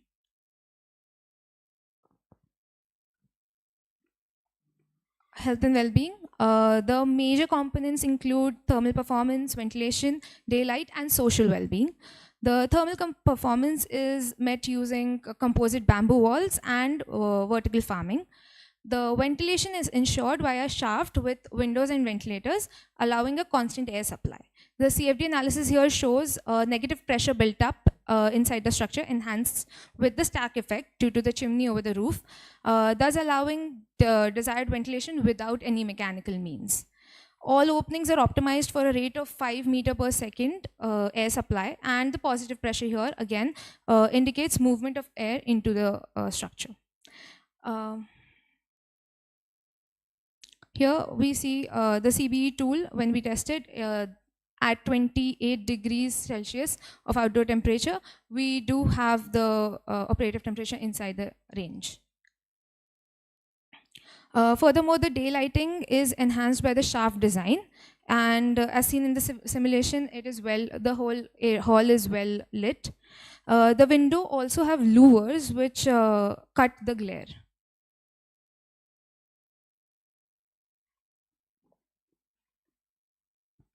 Social well-being. So firstly, we have ensured universal accessibility with use of wrap-up ramps up to the first floor. We have ensured the social well-being using community gathering spaces throughout the structure, in and around the structure. And the indoor air quality is ensured by planting trees which purify the air. Talking about the embodied carbon, there is a 61% reduction in the carbon emissions from the building. So in order to achieve that, there was a alternate study of materials was done, and a base material plan was achieved, and the materials are selected based on the embodied carbon emissions and also considered the structural stability. Further, for the procurement of the material, it was best viable that the materials are near to the site. Hence, a bottleneck diagram has been made to understand the availability of the materials. Further, the embodied carbon calculations are done for each system, and it has been observed that in structural system, the carbon emission is more. And in order to reduce that, bamboo as a material has been chosen. And further, for floors, for the lightweight, durability and stability, steel joist floors were used. And to compensate the effect, roof was made of bamboo. Also, in order to reduce the carbon emissions inside, carbon sequestration methods were used, for which landscaping is done as per the Kolhapur's regional plans. And the carbon sequestration calculations are also done accordingly. Further, conclusively, to talk about embodied carbon, in product level, the bamboo composite panels were used, and in building level, the material optimization has been done, and in site level, landscaping is done to reduce the carbon emitting from the site. Next. Now, in the next phase, occupancy. Once the building has been constructed, the project success depends on the occupancy utility, where the basic services should be used without the degradation of environment. For this, strategies have been used in water performance, energy performance, and innovations. Now, talking about the water performance, the net negative water balance is achieved, and there is a reduction of water consumption usage in disaster times from 135 liters per day to 120 liters per day, and in non-disaster times from 45 liters per day to 25 liters per day. Also, the grey water has been treated through the horizontal flow course media, as you can see here. Further, there have been earth focus fixtures which were used for this efficient reduction of this water consumption. And in on-site, the water has been managed through the water canal system, where the trenches are dug via the contour mark, and the water is directed via to the well, as we can see in the picture. So, to summarize, the water balance has been done in 3 systems. Next. In the first system, the grey water and the hardscape water has been directed to the grey water treatment plant, and the water has been treated and it is stored in the overhead water tank. In the next stage, the rooftop water and the water from the atmospheric generator is directed to the underground water tank. And to not stagnate the water on the softscape, the water is directed via to the trenches to the well. In this way, the water management has been done on the site. Next. Energy performance, reduction in energy consumption and clean energy production were 2 main objectives. Reduction is managed by use of effective fixtures, light shaft, large windows, low U value, and passive design for reduction in temperature, as well as elimination of HVAC from the entire structure. A total reduction in EPI of 53.5% using various strategies has been achieved. Furthermore, in case of disasters, there'll be a reduced decrease in EPI due to inefficiency of the shaft system due to high humidity, which is still 44.5%. The generation methods used here were solar power, ethanol distillation, regulated combustion of biomass, as well as anaerobic digestion for biogas. Innovation. So in innovation, the major focus was the need of the people during disaster times. The 3 major zones were identified and innovated in. The first being the product innovation. It is actually a bed cum study table, which can provide for the necessity of transformable spaces. It is converted by a use of steel lever with a ball joint. Material innovation. Major damage is seen during floods to the building envelope and articles, which can be reduced using water-resistant technology. Composite material made from bamboo and sugarcane waste was used, which is bound by urea formaldehyde and cement, which is highly water-resistant. This can be used for furniture in the villages as well as on the site. Again, these panels are used along with the traditional bamboo systems to create bamboo shear walls, which are used throughout the envelope.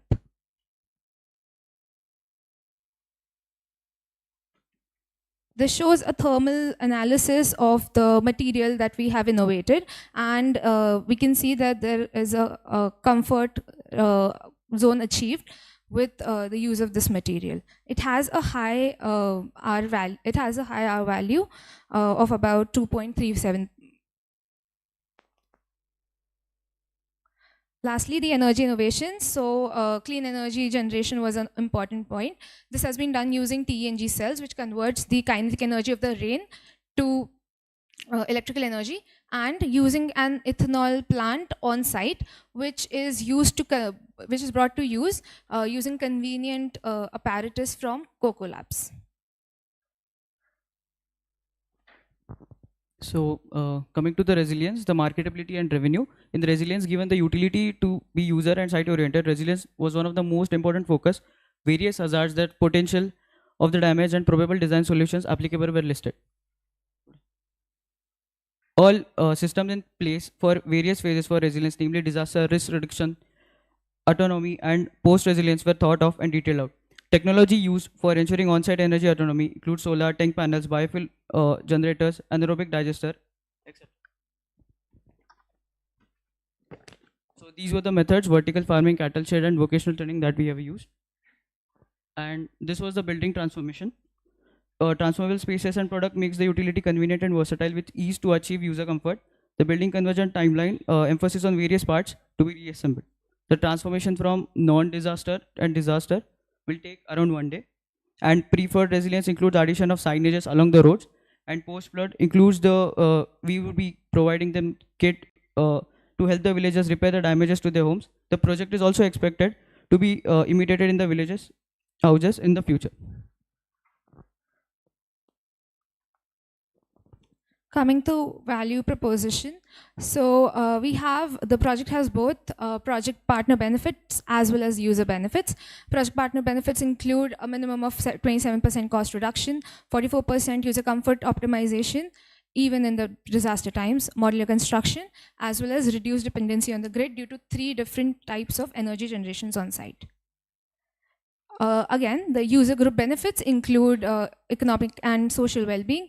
The government schemes such as NBM can be used to provide subsidy to farmers to produce more bamboo for the structure, community integration through the equipment from Coco Labs, and a large amount of revenue generation from the vocational center.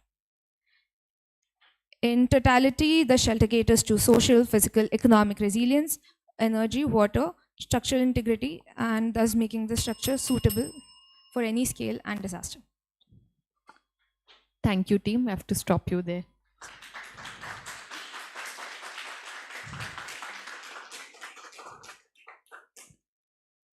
Let's hear the jury comments and take questions from them. So I think a very good analysis of site in context. My question is that what is the total built up and what are the total number of people you're expecting to shelter during a flooding event? Yes, sir. So the total built up for the entire project, the 4 phases, is 32,300 square meters, which is essentially huge, because we are thinking of accommodating the entire village. The entire village of Ambewadi has a population, according to 2011 census, of 2,203, which has increased to 3,200 by 2021. And in order to accommodate everyone without bias, we are planning to make all this, like the entire occupancy to be 3,000.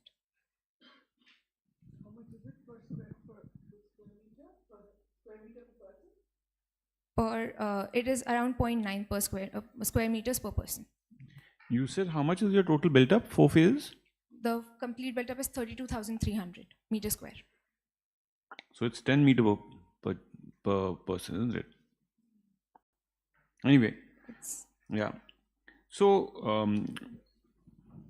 my main feedback or question here is that, you know, it looks like a very huge project. Yes. To cater to one village. Why wouldn't I just relocate that village or build flood resilient houses for that village? The kind of budgets you are going to have here, you could maybe make 10 villages in that area flood resilient. So to this, of course, the point is correct. However, when we went there and we had study and analysis, rehabilitation is not an option because they don't want to leave their livelihood or their houses. Like they just want a temporary rehabilitation and they want to come back to their own houses. Again, making the entire village flood resilient would take a lot of time and effort and might not be attracting a lot of government funding. This, on the other hand, has a lot of schemes that we have researched on a lot of schemes which might go into this, like government schemes. Okay. So one last thing, and then I'll pass it on, is that, you know, from a resilience perspective, you have used a certain approach of location. So your site is 4.2 kilometers from a village, etc. And you're assuming that over a period of time you're going to provide shelter to all. Yes. Now there are some standards that are to be followed when we're designing. In this case, is going to be a flood shelter. And normally, to make it economically feasible is also an extremely important part of resilience. Yes. How is such a big built-up going to be sustainable is also a very important question, because you're presenting an exceptionally high built-up per person for an evacuation scenario. That is one. Second is that when I was looking at your designs, it seemed like there was a fairly large space where your staircase, that whole space was empty. It was not being used for anything, in my view. And there seem to be spaces that cannot be used for evacuation because they're not covered, or they are only they're open on all sides. So you've got these large spaces that seem to be open on all sides, the front space. So anyway, so these are spaces also that are difficult to use during evacuation because they are open. You know, it's raining, it's cold. So from a evacuation design, I find that your design is not optimal. Sir, the space that is provided here will actually be used for the vertical farm. So it is actually not an open space or an accessible space. It's mostly a space where the vertical farming system would be placed. Secondly, like you said that there is a large stilt area in between. So like we had a meet with our project partner, and since it's an NGO, they told us the working of such structures. So when people come in, there's a large influx of people and they have to be managed in allotted rooms. That can only be done when there's a large congregation space, and thus the stilted space was provided. Again, the stilted space can be used as storage or healthcare, a temporary healthcare center with curtains, like curtains are put up in case of when it is not required, like congregation is not required. A lot of work, actually. I have to congratulate you for the amount of work and thought that you have put into this. Very good. Several questions I have, though. Can you tell me what is the depth of that floor plate?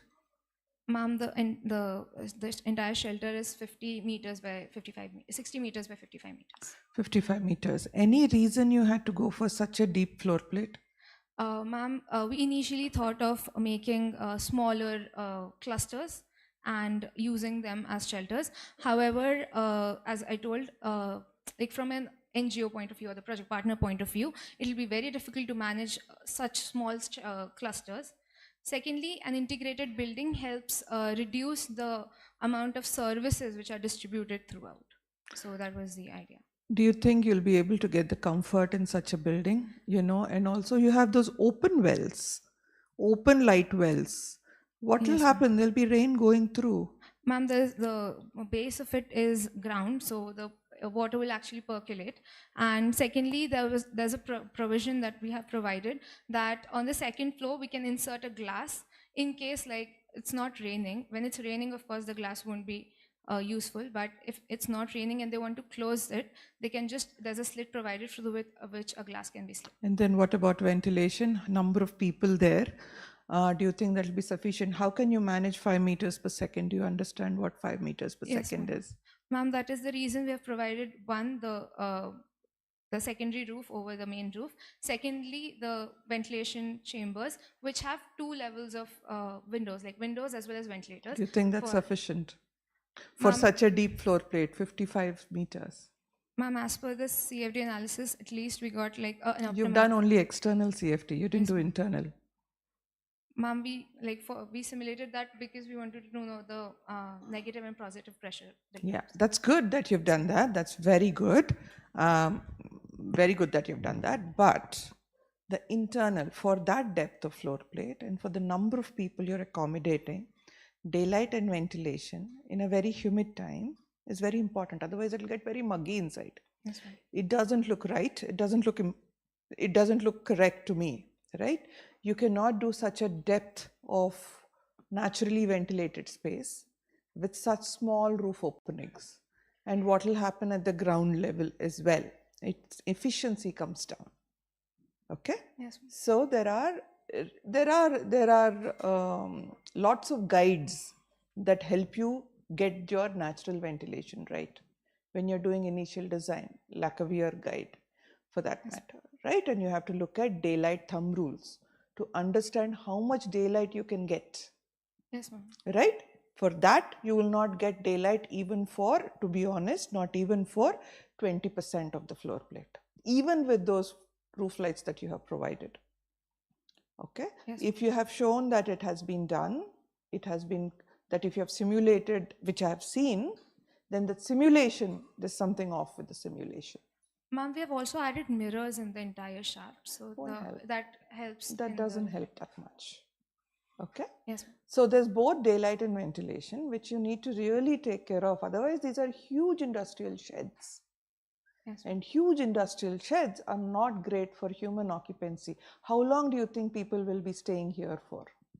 Ma'am, the average time that flood has been, that these areas have been flood affected, have a range of 15 days to 2 months. So 15 days to 2 months is a very long time for someone to stay there, right? And so what about if it is not well ventilated? It will have all kinds of concerns related to very unhealthy indoor spaces. Yes, ma'am. Yeah? Yes, ma'am. So that's one thing. Second thing is earth blocks. How will that be waterproofed? You have floods and you have plumbing systems. Do you think those are suitable for using earth blocks around toilets? Do you think those are suitable? Ma'am, firstly, for the reason of floods, we have raised the foundation, so the earth blocks are nowhere in contact with the water, flood water. Secondly, yes, of course, plumbing systems have a little bit of there's inaccuracy in use of plumbing systems with earth blocks, but on basis of our study and analysis, we found that there are systems like with PVC lining and all, we can use earth blocks for plumbing or washrooms especially. Okay, all right, if you say so. Okay, fine, sure. You have, that's it, water wise, are you reaching net zero with water? Ma'am, we are actually reaching and net how are negative. you managing to store sufficient water for 3,200 people for 2 months? Is that what you are trying to store? Ma'am, we are not intending to store it for 2 months, for a term of 2 months, but for 15 days. And that has been achieved using a huge overhead tank, the underground tank for the drinking water, the overhead tank for the usage. And we have a well also, which will get rejuvenated through the canal system. So they can also draw water from the well. During times of flood again, all those sources will get very muddy. Yes, ma'am. So the well would that's the reason we are using the percolated water only from the well. Okay, it still will be muddy. Okay. Yes. Anyway, very well put together, very well done. You have thought of a lot of things, including integration of how everything comes together. So excellent effort. Thank you, ma'am. I think there is nothing much, but what is the grid size, column to column spacing? It's 5 meter by 5 meter. 5 meter by 5 meter with 4 pipes, 4 bamboo as a support. Then you have ties in bamboo. So it's in timber. That reinforcement is in timber. for the column, and the ties, the Column is made up of what? Bamboo? bamboo and with timber ties. Timber ties, okay, which are bolted. Yes. Then the main beams, which are 5 meters span. Yes, so the main beams are actually box beams. Box beam means steel. No, sir. These are inspired from steel. They are arranged that way, but they are made from bamboo only, Bamboo, okay, okay. and with cross bracings. Whatever, it's like you have a column in bamboo, you have a main beam in bamboo. Why suddenly the secondary beam goes to steel? So the secondary beam as well is from bamboo only. But you have put some joists, no? So those are just the floors.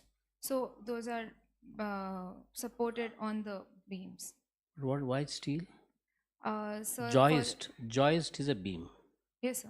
But why do you require very strong material with density of 7,850 kg per cubic meter density on a wood, on a bamboo which is only 600 kg per cubic meter density? So necessarily for given the high occupancy with bamboo, it is not possible. Bamboo floors, it's not possible to. No, you have the whole structure which is bearing the load of the whole building in bamboo. Suddenly, for the humans, which is 200 or 400 kg per square meters, you opted for steel. So along with the like the human occupancy, we would have machines for the vocational center. No, correct. No, finally the load has to go to column, main beam, Yes. which is once again in bamboo. Then finally the final load will go to columns, which is also in bamboo. Yes, sir. So I'm just saying why this whole, it started well with bamboo columns, bamboo beams, then you can have bamboo secondary beams. Yes. The flooring is fine. Flooring you can still have bamboo. Okay, sir. But why you have to go steel? Because it doesn't, you can't look at, Yes, in sir. isolation. That's one. Second thing is the whole roof is also done in bamboo. Yes, sir. So I think using a system which is simple, which is more stable, it is like a table. This whole building is like a table with more legs. Okay, so the distribution is much less. The load concentration is less. But what are these holes on the roof? So they are the shafts that. They're the shaft. Yes. This is for the light. You have glass. Not on the top of it, but they can slide glass. But all the roof water go into the holes. So it has ground at the bottom. No, correct. But why it has to be channelized? No, water can't just flow into the roof. Yes. Because any roof water has to be collected and then taken very safely. Otherwise, you can generate electricity. Here, like this. You can't leave it like that. This whole water, right? So some level of detailing is required, and then the water just gets into the hole, and then it just goes inside. So it has to be channelized well, okay? That it's not the water which is directly falling into the pit. It's the water of the roof which actually flows is very important. Okay. Yes. Then gutters. Okay, there's no gutters. In one of your cross section, the slope becomes suddenly flat, becomes near the dormer. In one of your cross sections, how can the roof become flat? So it's In your cross section, but in the model it's right. Yes. Okay, I think that's nothing much. Okay.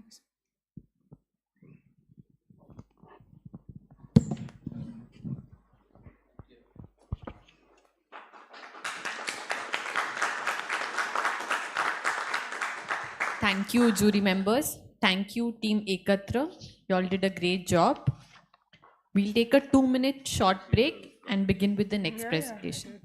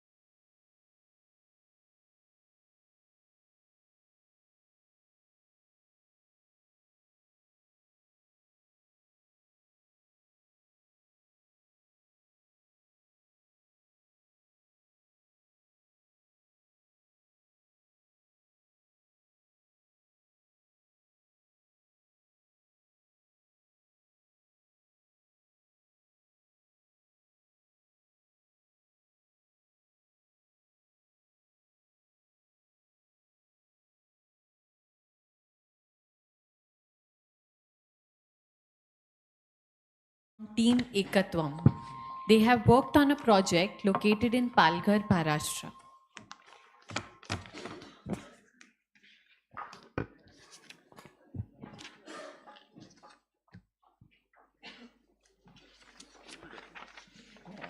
Good afternoon, jury members and participants. We Team Ekatvam will be presenting our project Agatya. Tribal communities in Maharashtra face numerous problems. Among them, the Katkari community stands out, requiring the holistic approach for empowerment.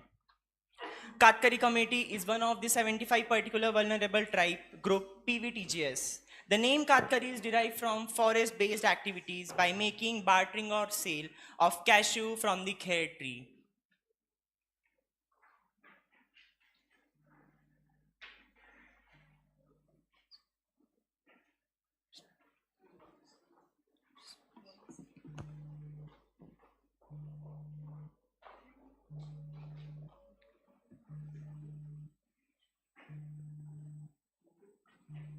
Namaskar, my name is Goda and I'm a proud resident of Vasa village in the Palghar district of Maharashtra. Our village is rich with natural beauty since it is situated near the coast and located behind the beautiful Sahyadri range. But this beauty also brings difficulties that have a significant impact on our lives. Here, cyclonic storms and heavy rainfall cause disaster to our houses, crops and means of survival. One of our another challenges is we face the lack of healthcare facilities. In times of illness or injury, we have to travel long distances to Talasari for medical treatment. This not only adds to our expenses, but also delays access to critical care, putting our lives at risk. Our economy revolves around agriculture, but it's not without its challenges. Water sources dry up during the hot summer months, making it harder to irrigate our fields. The lack of water and the resulting loss of income often force our villagers to migrate to cities in search of work, leaving behind their homes and families. We, Team Ekatvam from SMEFS Brick School of Architecture as a lead institute for this project, collaborating with VIT College of Engineering, envision a community resilience module, a beacon of hope for economic, disaster and social resilience. Our project was guided by Ayush Foundation, who is our project partner, who resides in Palghar, and VK Environmental and Esprit as our project partner. Our expert advisors were architect Pratik Dhamankar, architect Amrut Deshmukh, Sachin Satvi sir, president of Ayush Foundation, faculty lead Ketki Pednekar, faculty advisors Dr. Purva Keskar, architect Nita Lula, and architect Shreya Mirpagar from SMEFS Brick School of Architecture.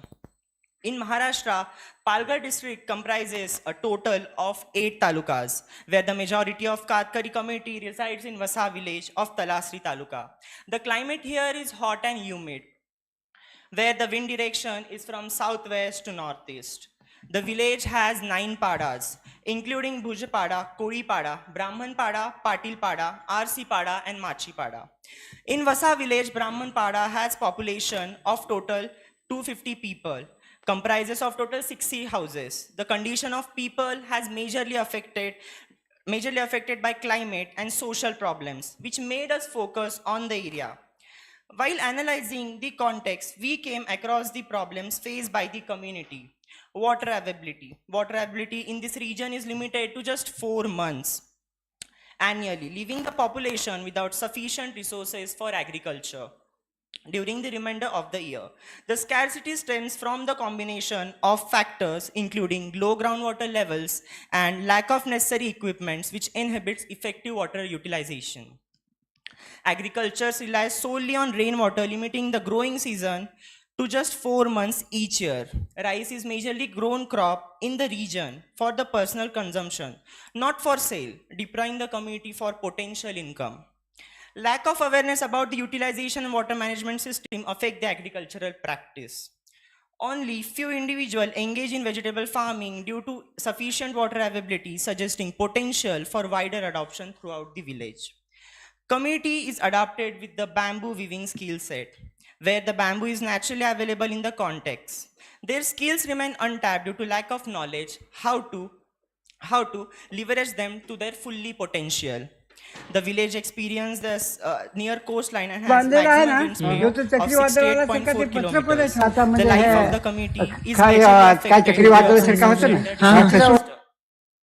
Based on their problem analysis, of the context, community need primary resilience and secondary resilience.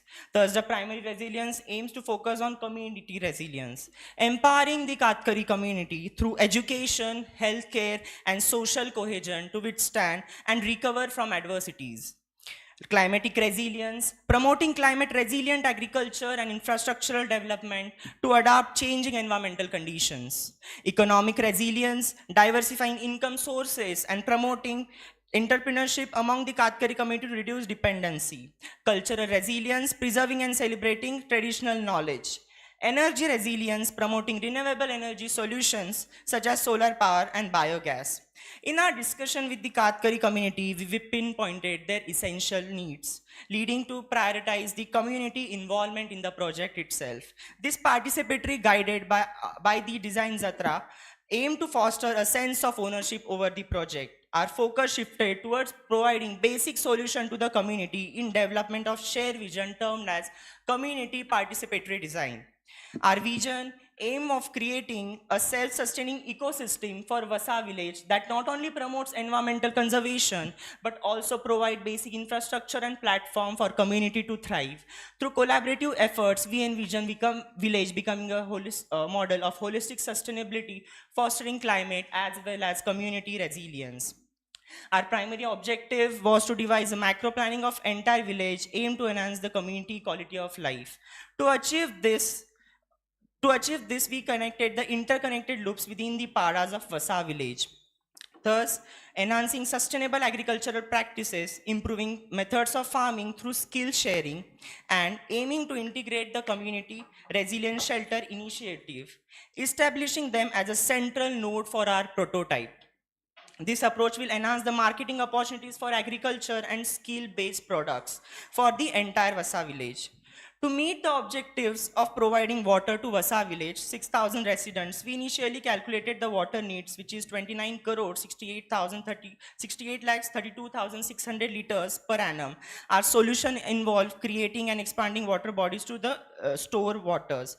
Water conservation strategies which were proposed in low-lying areas where the contour bunding, farm ponds, kunds, and check dams.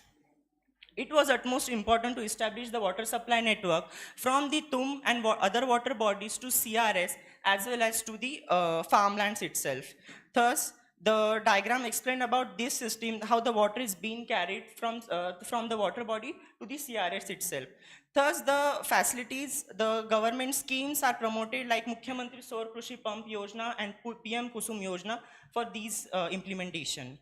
Thus, to facilitate these schemes economically to the villagers, to avoid the use of various smaller pumps for individual farmlands, the integration of group of farmers will come together and will have a sharing of pumps in this network. Following the satisfaction of water needs, we introduced vertical agroforestry, combining multi-level farming and agroforestry principles. On the plot of 36 by 36 meters, spread a mixture of 100 kg lime tuna dust by 50 kg neem on 1 acre of land. 1 ton of cow dung is being used, which is known as Gyan Jina Amrut. Treat the seeds with cow urine before sowing. Thus, this will be given the soil treatment to the soil.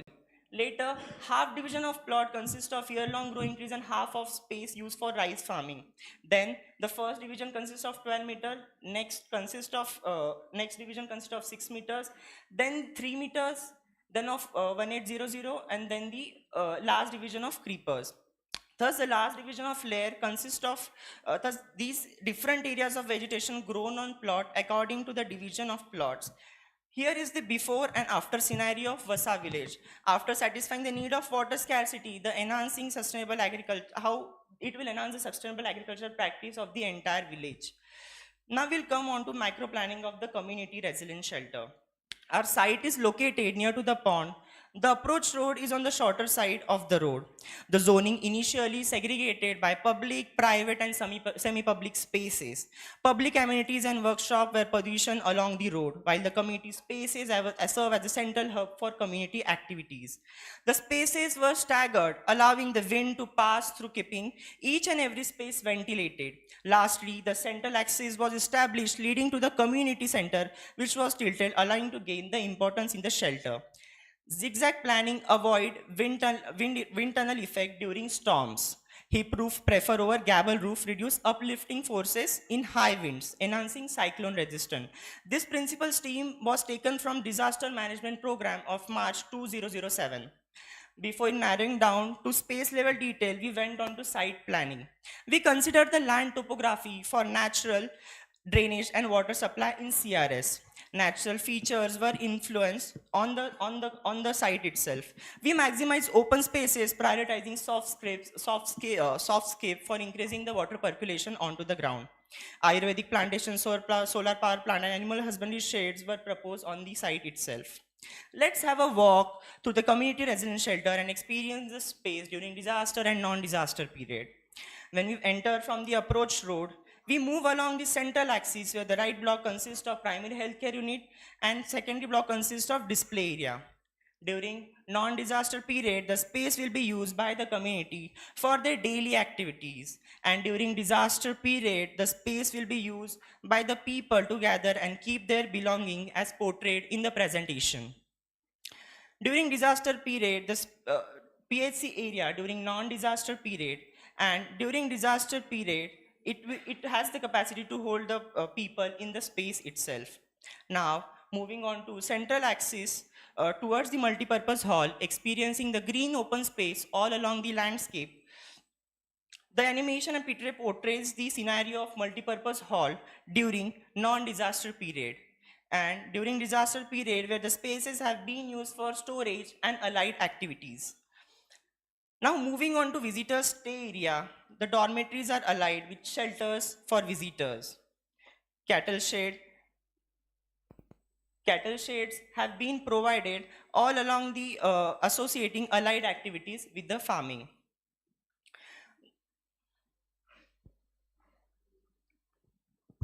The design strategies were proposed based on thermal comfort analysis, such as high thermal mass, natural and mechanical ventilation, passive dehumidification strategies. 100% comfortable hours was achieved throughout the year. For passive design strategies, use of local materials such as wattle and daub and stone, use of mechanical ventilation, and use of overhangs for shading to decrease the heat gain. According to Energy Conservation Building Code ECBC+, the buildings are recommended to achieve illuminance level between 100 to 2000 lux. The daylight analysis proposed in community resilience shelter shows the ranging from 200 to 1000 lux across different species. These are illumination analysis for different species within the community resilience shelter. The results indicate that the average wind velocity magnitude ranges from 100 to 400, whereas the standard is 150 to 250 centimeter per second. Under the guidance of the expert advisors such as architect Pratik Dhamankar sir and local artisans, we designed a composite wall section using locally available materials. The foundation and plinth was done in basalt stone topped with 1000 mm fly ash brick layer with water resistance and dampness. Above it, 1825 mm wattle top section is provided. Kolar ties and gusset plates are secures the rafters and ridges, while galvanized straps connecting roof and wall framing resist from storm resistance. Vertical timber frames along with the anchored opening frames were incorporated for structure integrity during disasters. So the timber used for the construction process was taken from the village itself, from the destroyed structures during the storms, as we consulted from the project partner. So this is the schematic view of the structural system of the community, one of these piece of the community resilience shelter. Based on the carbon emission analysis of the locally available material, the combination of wattle and daub and the fly ash brick gives a negative emission of 2200 kg CO2 emissions. The base case scenario using the clay tiles has a reduction of 27%, while in floor it has a reduction of 17% by using clay floor tiles. The use of timber has made the negative carbon emissions throughout the structure. For energy performance, it is utmost important to get the correct U value calculations. So the proposed upper wall section has a U value of 0.7. The lower wall section has U value of 1.74. The roof section has 0.599. The reduce the total energy consumption of CRS came up to 3378.236 kilowatt hour for the entire project using Design Builder software for simulation.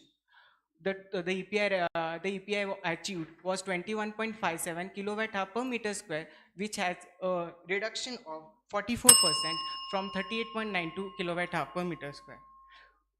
The energy generation was achieved by using solar panels, where the energy savings is 1024.64 kilowatt hour per year with annual generation of 34807 kilowatt hour. Hence, the net zero energy is achieved. This is the month-wise energy generation calculations, which we have used by PV watt calculator.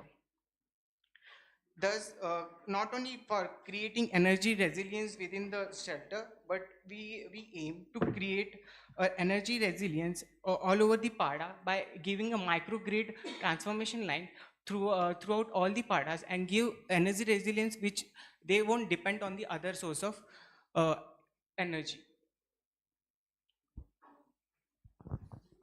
The construction cost is 13,398 rupees per square meter. The total project cost then is 2 crore 40 lakh 65,075. There's a cost reduction of 40% between base case and proposed case significantly due to locally available materials and reduction in transport cost. For CRS water requirements, 73 lakh per liters per annum. Water harvesting calculated from a roof area of 1,476 square meters yielded to 24 lakh 36,684 liters with 500 cubic meters stored for CRS use and the rest utilized for landscaping and farmlands. Additionally, 4 rainwater recharge pits were proposed and to replenish the groundwater table.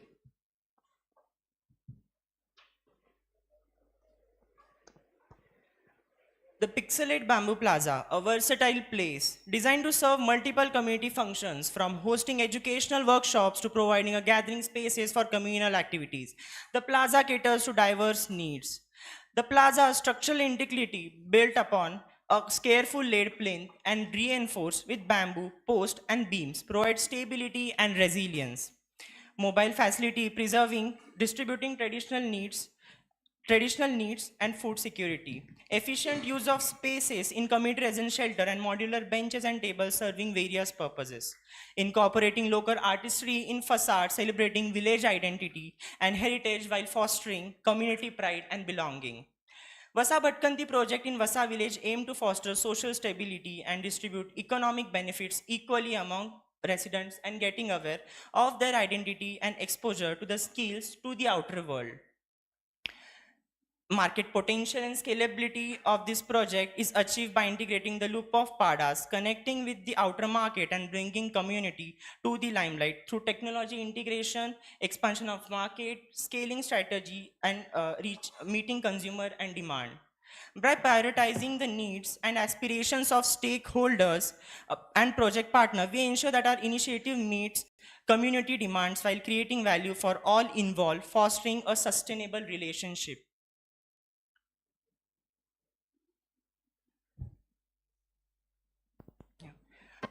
नाव वन poem वसाचा डोंगर चिऱ्याचे प्रतीक my वाहते गळा गळा नाव तिचं तुंब आम्ही पाड्याचे रहिवाशी जमीन झाडांची आमची सोयरी कातकरी आमची ओळख पण गणतंत्राच्या या देशात नाही आमचा कुठे वसा निसर्गाला जपणं हाच आमचा धर्म आणि हीच आमची परंपरा पण त्याच्या रौद्र रूपापुढे आम्हा नाही कोणाचा वसा बदल हवा आम्हाला नाही सोसवता आता अस्तित्व ठळक दिसावे आमचे आता हीच चिऱ्यापुढे प्रार्थना आता हीच चिऱ्यापुढे प्रार्थना thank you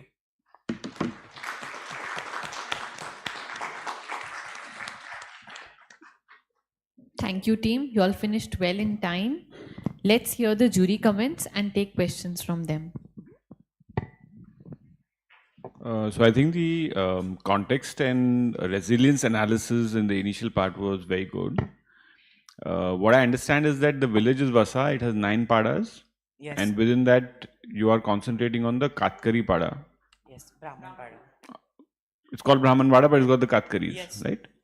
Now, you initially talk of resilience, building resilience for water, right? Yes, sir. And then you come to resilience on agriculture, Yes, sir. right? And then you are coming to the CRS building per se. Yes, sir. So my question is that if you address water scarcity Yes. and agricultural issues, is there a need for a CRS building? Yes, sir. One. And how did you come to the design brief? In the sense, you've got a public health center. Other than that, what you have seems to be one hall, right? So how did you come to the design brief? In the sense, why does the community require this facility? You don't have a public health center? There must be a public health center somewhere else, no? That they access. So my questions are two. One is that where is the need for the community resilience shelter in terms of the building campus? And how did you come to the design brief? Yeah, so actually when we visited the site itself, we got to know about their problems as it's mentioned on the slide itself. So first was so basically the major problem was of empowerment, where they were getting their empowerment to the agriculture. But due to lack of water availability, there was no agriculture practice for rest of the months. That the agriculture was just practice for 4 months in the region itself. So we tried to, we started right from the water, then we move on to their own agricultural practice, empowering that skill itself. And to get the community into limelight, they need a space, they need a place where they can just come together, they can share their skill sets, they can empower themselves through getting to learn about the module. So that was the initial thing we done for it. That was the thought behind the community resilience shelter itself. Clarify, I'm appreciative of the approach you've taken, but when it comes to the actual building campus, it's one thing to say that they need a place to meet or they need a common place, but you've designed some buildings, right? You've put some buildings, you've given some area to them. So my question is that how did you come to that design brief? You have to have a design brief, right? Yes. And you're developing the design brief through your context analysis, talking to people, etc., etc. Yes. Yeah, so now the resilience part itself, talking about the shelter, when we, as it was shown in the video, when we talked with people, their houses were destroyed during the storms itself. So these storms destroy their houses and they have no place to live, basically during that condition, because the area is completely a tribal area and which is surrounded by all natural elements. So they don't have that shelter to, cater themselves and to come together during this extreme event. So that was the initial part we came up with. So for the area program, when we have visited the site, we came up across various issues like literacy rate, less in literacy rate.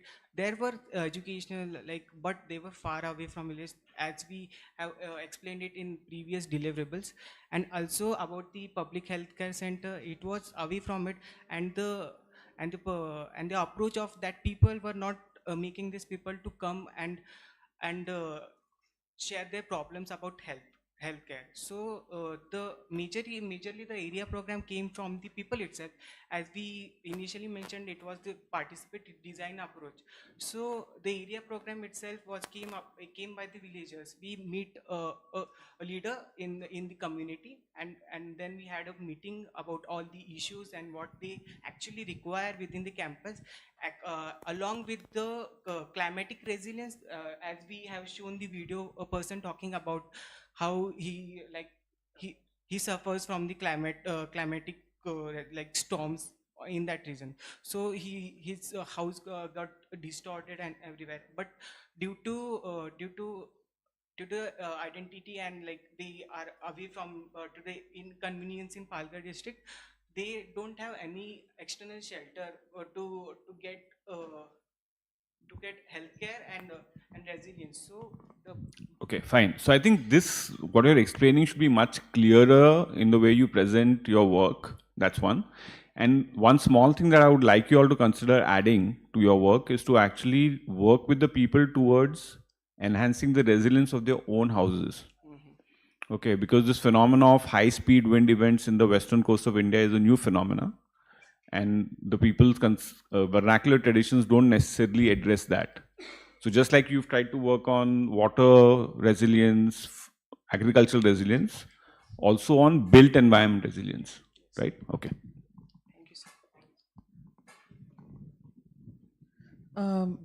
I have to congratulate you for your dedication going and getting down to the ground realities and understanding everything on ground and coming up with a very robust resilience plan for the whole community. Well done on that. Very good. As far as what Piyush was saying, that where he starts off, the community resilience shelter and the program itself is something you would be good for you to define that more clearly. Understand what the requirement of what happens, how many days would they need that shelter for as a resilient shelter in a year? How many people? So that is not coming out very clearly. Right? And then what is also not coming out clearly is when people are living there, whatever, for 10 days, 15 days, how are you going to make sure? And those are also the time when this resilient shelter will also get impacted. It might not have water, it might not have electricity. How are you going to make sure that it will work? It can accommodate so many people and provide them sufficient resources, to support their livelihood there during those times. Food, water, energy, right? So, ma'am, in the area program itself, we have given the food storage area and the common kitchen area. So it has the capacity to accommodate the events for like a weekly. So like it could store a week food storage, so that the community could store it for every time, so that they could use in the extreme events itself. And for the energy part of it, we have proposed the solar panels which has higher energy generation, which could be stored in a power backup and could be used within the for the community resilience shelter in extreme events. So that's what you need to really focus on. Yes. And that whole thing will be defined by how many people will need that shelter for. Yes, for how many days. So, right? How many days do you provide that, battery backup power? Yeah, yes, yes, ma'am. So basically, when we explain about the energy calculation, there we have explained about the energy distribution grid. So we have explained that each and every PADA will be interconnected with each other, so that during extreme climatic events, they will be sharing their energy with one another. So that is what innovation we have done in. Yeah, that's a very long, it's a good thought. Yeah. Yes, it's a very good thought. It's quite difficult to achieve, right? And has that gone into your costing calculation? Yes, ma'am. Into So, that we have connecting across various villages? Yeah. Okay. Yes, all right. So that's one thing. And what about water? Water also you need to ensure. Have you thought about that? How much water will be stored for how long? Right. Yes, ma'am. Yeah, we have thought of it. So basically, we have given initially 80 liters per annum. So that 80 liters per day, that is the consumption of water for person in the CRS itself for the regular days. And during disaster period, it will be 40 liters, 15 liters per day for a person during disaster period. So that we have mentioned in our But initial 15 liters during disaster period when they're living there. How So is that it's- sufficient? Yeah, it's a minimum water requirement. Minimum water 15 is nothing. 15 will go in nothing. You need that much for washing and cooking. Drinking. You need to have a reference. For people who are living there, the minimum requirement is 120 to 100 to 120, not 15. Right? So see, the thing is that there may be different requirements for different scenarios. So if you're saying that it's 15 liters per person per day during evacuation, where is the source of that information? On what basis are you saying that? Because otherwise we have standards for rural, urban, office, etc., etc. So where does that reference come from? Yeah, so we have referred the water management program for the disaster risk management. So from there it was mentioned 15 liters just for the cleansing and for the drinking purpose. So that the initial purpose was satisfied, this too, not the total amount of water required. how will when people are living there for 15, 20 days, do you think that's sufficient? Ma'am, actually the resilience is for just for the 2 days itself during storms. So we have considered the At least for those 2 days then. Yeah, yeah. For 2 days or 3 days, their houses are blown off. This high chance this is also get badly impacted, right? So I'm just saying that you need to think about that clearly, and you need to calculate that clearly, and you need to engineer and make sure you've got sufficient. Yes, ma'am. For 2 days or 5 days, whatever you're thinking would be the need. First, you have to arrive at the requirement and the need, and then work towards making sure that you're meeting those needs, right? Yes, ma'am. That's one of the fundamental requirements of a resilient shelter. Yeah. Second one, your thermal comfort is very theoretical. How can you achieve 100% just by following? And you haven't even shown how all those various things, features in your psychometric chart have been integrated into design. So basically what strategies we got from the climate consultant, we have adopted all the passive design strategies into our shelter itself. Yes, but that detail of how you have done it is not clear. Right? So that needs to be done based on some calculation. Shading, how do you do it? This is the baseline. Yes. Ventilation, how do you manage to get sufficient ventilation?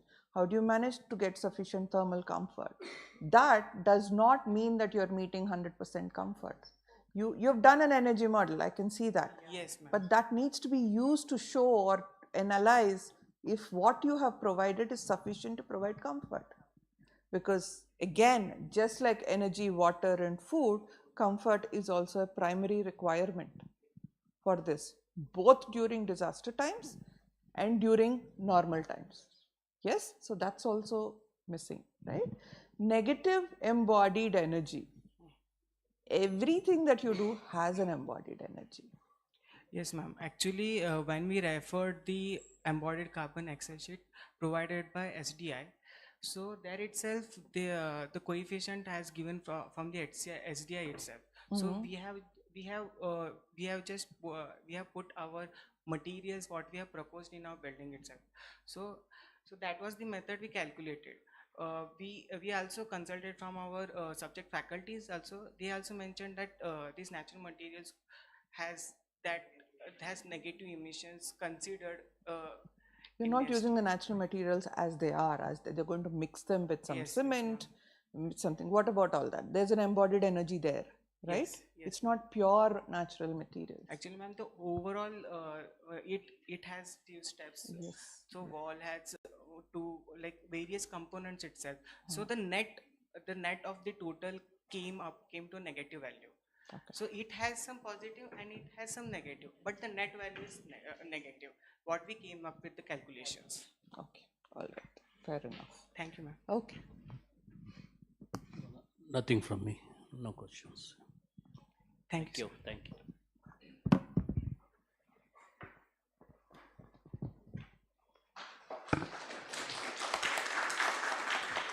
Thank you, Team Ekatvam. That was an insightful presentation. Thank you, jury members.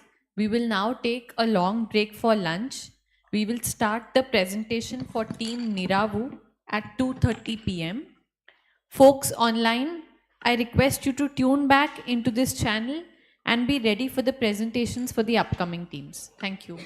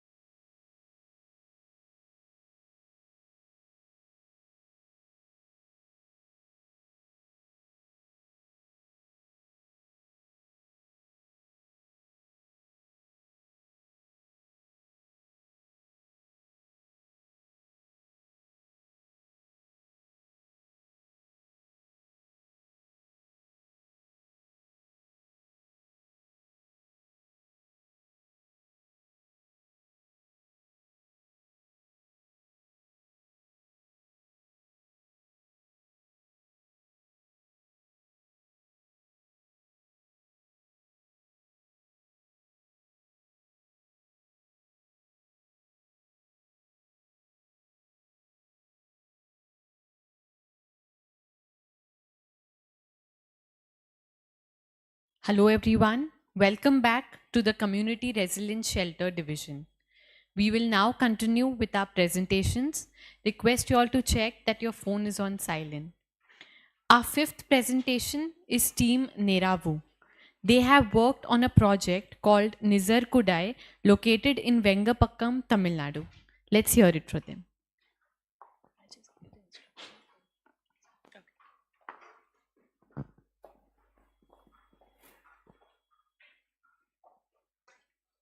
Team, you will have 20 minutes to present your work to the jury.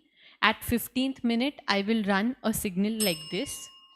You won't have a 21st minute, which means at 20 minutes, I will have to stop you and ask you to end the presentation. After that, we will have 10 minutes of Q&A session. Please keep your answers direct and to the point. All right, team, all the best. Your time starts now. Good afternoon, everyone. Thank you for joining us today. Tejas, Arjun, Sumi, and I, Shruti, on behalf of Team Neravu, will be presenting to you our innovative and impactful project, a community resilience shelter called Nizar Kudai in Vengapakkam. Vengapakkam is a village located in the southeast coast of Tamil Nadu, which was affected by the 2015 and 2023 floods. During the disaster, our project will house 850 occupants with 500 permanent occupants and 350 floating occupants. The main need for the project was that in 2015 and 2023, the floods which hit the tropical cyclones which hit the southeast part of India caused a lot of damage, damaging a lot of the shelter, a lot of properties and people around on the coast of India. So with a built-up area of 2,430 square meters, we provide not only a shelter, but also a community space, which helps the locals to enhance their economy. As Vengapakkam is located at the southeast part of India, it is the village is 38 meters above the sea level and 8 meters above the shore level.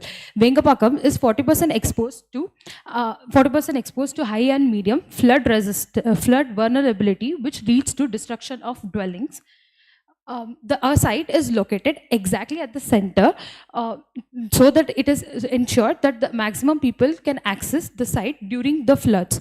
The predominant winds are from northeast direction, which is 50%. Coming to the design process, in August of 2023, we started first by trying to understand what is a net zero building. Upon having a basic understanding, we visited our site and then partnered up with Nivasa Foundation to understand what specifically our design needs are. And then we spent a lot of time in and around the site trying to understand the local context and climate and the community living there. And finally, our key considerations for design were functionality, thermal comfort, and cost effectiveness.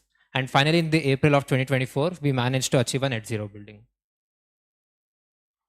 Coming to the architectural design, the site has a temple. So prominence was given to the temple by giving direct access from the ECR road, and our building is oriented in north and south direction. Through vertical zoning, our building is spaced according to public, semi-public and private. If we look at the ground floor, it is completely dedicated for market area, as it is market and fisher market, as most of the occupation of the villagers are fishing and farmers, and the fish market is visually shielded from the temple, and first floor can be accessible through a lamp, where we have provided basic facilities like administrative office, medical facility, public a post office, a kitchen, a dining and a grocery store. In the second floor, we have provided a community space for the people of the villages, which can also be converted into a also be converted into a resilient structure during the floods. And at the roof level is 85% covered with 128 PV panels, one overhead tank. We have 2 windmills and 1 rainwater harvesting cell. And if we look at here, the bamboo partition walls or used for the bamboos are used as partition walls. Later, during floods, the bamboos are also used as rafter to rescue people from various parts of the city. These are internal and external views of the structure.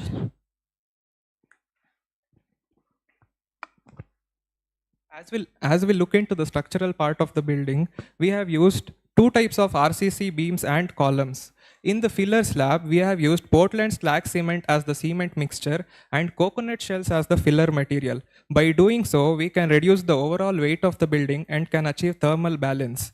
And also another unique feature which we have incorporated in our building is the pivoted louvered windows. These windows can be adjusted according to the climate conditions by changing the angle of the window and bolting it to the frame. The louvers can be adjusted to allow adequate light and ventilation into the building. And also here we can see the working of the solar PV panels. The solar PV panels work on the principle of photovoltaic effects. When the photons from the sun rays hit the semiconductor material of the PV panels, which are mostly made up of silicons, the electrons inside the semiconductors gets excited and thus electricity is produced. This produced electricity can be stored in batteries and can be used for further activities. Coming to innovation, during floods, raising waters can completely devastate homes, and another key point is they devastate road and transport network also. So it makes it impossible to evacuate during floods for emergency rescues. So what we've done is we've used bamboo to create partition walls that are placed in these metal channels. And during floods, these channels, they'll be standing on roller joints. So these bamboos can be moved out of the channel through a guiding channel and then be placed into a deployment area for rescue operations. These can be used as rafts. And coming to the calculation of how much mass they can take care of, each raft can take up mass of around 216 kgs. The next innovation is the tabletop express. This is also meant for the same purpose, but here the buoyant force is produced by the air-filled containers. These containers are locally available because it's a fisherman community living by, and they also provide emergency rescue operation and supply of essentials.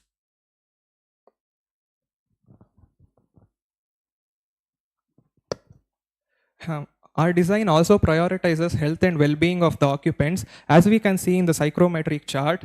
Through strategies like sun shading of windows, natural cooling, fan-forced vibration and dehumidification from the climate consultant, the design attains thermal comfort. Incorporation of indoor plants like incorporation of different indoor plants like snake plant, peace lily, bird paradise and areca palm.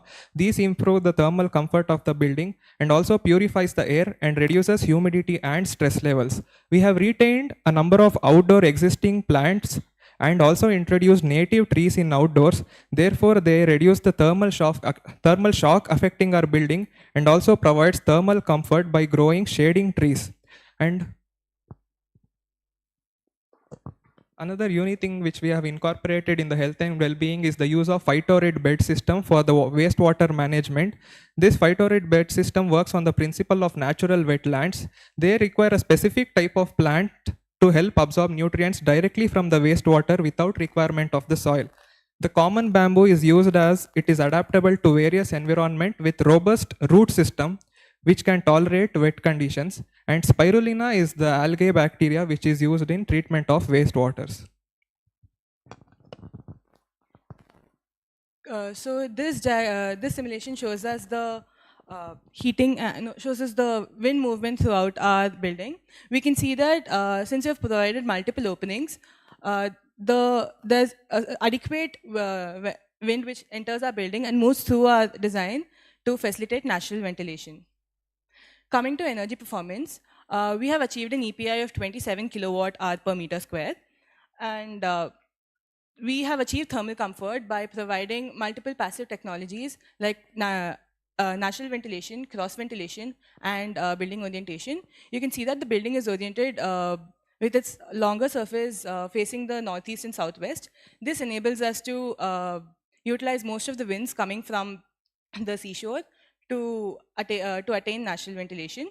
Another thing we have done to reduce the energy consumption is using energy efficient fixtures and BLDC motors for fans, which reduces the energy consumption by 60%.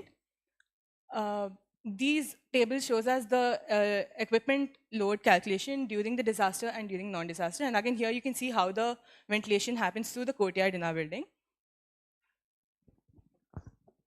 The main source of energy generating for our building is through solar and wind energy. Since the site is in the east coast of India, it receives maximum hour of sunshine throughout the year. In this graph mentioned above, we can see that during the monsoon season, that is from July to September, the solar energy efficiency reduces gradually, but in summer season, the efficiency of solar energy harnessing is very high. The solar panel orientation is in the southwest direction to receive maximum sunlight and to reduce shadow outcast on the panels. We have used 128 panels which cover almost 85% of the roof area, and these panels are fixed onto the roof through using RCC roof mounting structures, and these panels have 23-degree tilt to them, and they generate almost 1,38,125.7 kilowatt hour per annum energy, which is more than the energy consumed by the building, therefore achieving the net zero criteria. Looking at this, we can see the daylight luminance, which shows us if our building if our design can work without any artificial lighting. So 43% of our design can work throughout the day without any artificial lighting. And in the other areas, we are using energy efficient fixtures and BLDC fans to facilitate ventilation too. In the areas which are red, there's a little higher glare level, and because of the presence of skylights, here we're using a low-E coating glass to reduce the glare entering the building. Coming to the shading analysis, during the day you can see, in the mornings you can see that the shadow is falling towards the western side. This enables people to have easy access to and from the market. And during the evenings, the shadow is casted to the eastern side. This facilitates informal vendors and activities which happen around the temple, which is situated in our site. Coming to water performance, according to standards for urban, it is 135 liters per day, and for rural, it is 55 liters per day. Since our site is a town, and for future considerations, we've taken an average of giving them 95 liters per day. And by the use of low flow fixtures, we've managed to reduce the load by 32%. And since our site is on the coastal side of India, we receive a lot of rainfall. So there's a lot of scope for rainwater harvesting. So what we are doing is we are using the roof, hardscape and softscape areas of our site to generate enough rainwater harvesting that we are producing enough water to even give back to the grid. And the excess will be sent back to the groundwater table through recharge pits. So what we're doing is we are using a rain filter for our water collected from the roof, a slow sand filter for water collected from the hardscape and softscape, and for watering plants we're using a pitcher pot irrigation. That pitcher pot specifically can again reduce water requirements by 60%. This table is a water balance diagram. This shows how we are taking in water and how we are recycling and giving back to the system. And this water performance, our conclusion is we are achieving a net positive water performance. So our total, what we've achieved is we've managed to achieve a 32% efficient than the base case. Embodied carbon. Embodied carbon can be reduced by using, can be reduced in three ways. One is by reducing the overall need of a new building. Second is by building the structure based on biomimicry principles and considering natural materials. And three, by reducing the transportation cost by using transportation emission by using locally available materials within 100-kilometer radius, except for agrocrete. Agrocrete is made by utilizing agricultural waste, which is either carbon negative material. Silyani or silioxin sealers are provided in order to resist moisture. Embodied carbon emission of structure can be reduced by using Portland slag concrete, which has 10 times lesser carbon emission compared to ordinary concrete. And if the emission of the fenestration can be reduced by using teak wood. Teak wood has 6 times lesser carbon emission compared to UPVC windows. It has a coating of marine graded varnish, which is used for weather resistance and moisture resistance. And emission of the floor can be reduced by using red oxide. Red oxide is a pigment used in lime plaster. Lime plaster has a unique quality of reabsorbing CO2 during carbonation, which makes it either carbon negative or carbon neutral material. Emission of the roof can be reduced by using cool roof tiles, which is 1.12%. It has lesser carbon emission compared to the cement roofing sheet. So by using all these methods and strategies, the overall embodied carbon has been reduced up to 58.21%. Coming to resilience, one of the major issues in our area, in our site, is that due to heavy rainfall, there's a lot of damage caused in the dwellings which are already present. In spite of this, people are not willing to move due to ownership of ancestral property and mainly their primary profession. Coming to energy resilience, we are producing a total of 1,45,631.7 kilowatt hour energy per year, and which is much more than our total consumption. And we are sending 66,424.1 kilowatt hour energy back to the grid. Energy is saved by using renewable sources like solar panels and windmills, and also passive design strategies. We are using wooden louvered windows to reduce the thermal heat gain in our to reduce the heat glare into our building, and also we are using materials with a lower U value to reduce the energy. So due to this, our building can provide an autonomy for 4 days, including all aspects. Coming to water resilience, we are storing 2 lakh liters per year in the tank for emergency purposes, and the remaining 9,82,695 liters is returned to the municipality.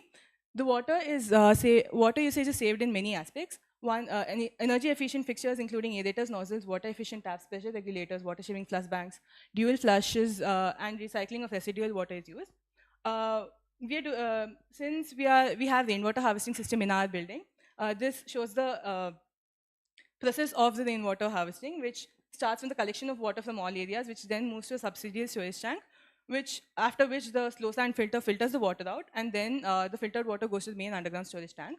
Coming to solid waste management, the dry waste is regularly picked up by the municipality, and during the disaster time, we are providing a space for all the dry waste to be stored and then picked up after normal functions have begun. Coming to wet waste, since instead of giving it back to the municipality without treating it, we can convert the wet waste into biogas fuel and convert the fuel into electricity and use it in our project. We are generating 28 kgs of wet waste per day, of which 9.8 meter cube of biogas is produced, and this produces 19.6 kilowatt hour energy. Coming to disaster risk management, we have gone through a lot of design strategies and which have been explained before for our shelter to reduce the risk of disasters. And as of now, there's low flood level. Coming to food security, we are storing long-life shelf products such as cooked rice, beans, pasta, canned goods, and dried fruits and vegetables, including pickle. And all these can sustain our building for 4 days of autonomy.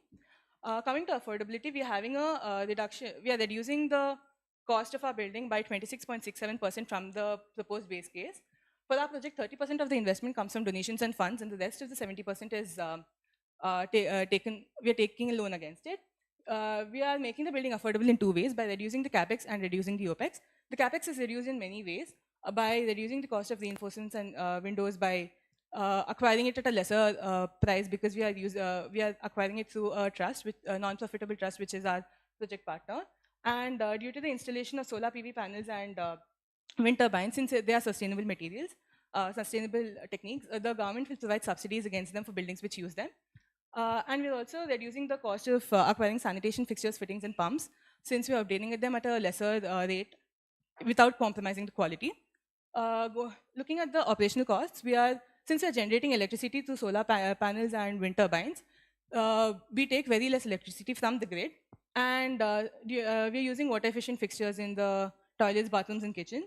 And since we're providing multiple openings and skylights, there's enough daylight and ventilation throughout our building, which reduces the use of artificial ventilation and light use. The biogas plant reduces the fuel required, and using STPs and WTPs help us recycling and reusing the water from our building.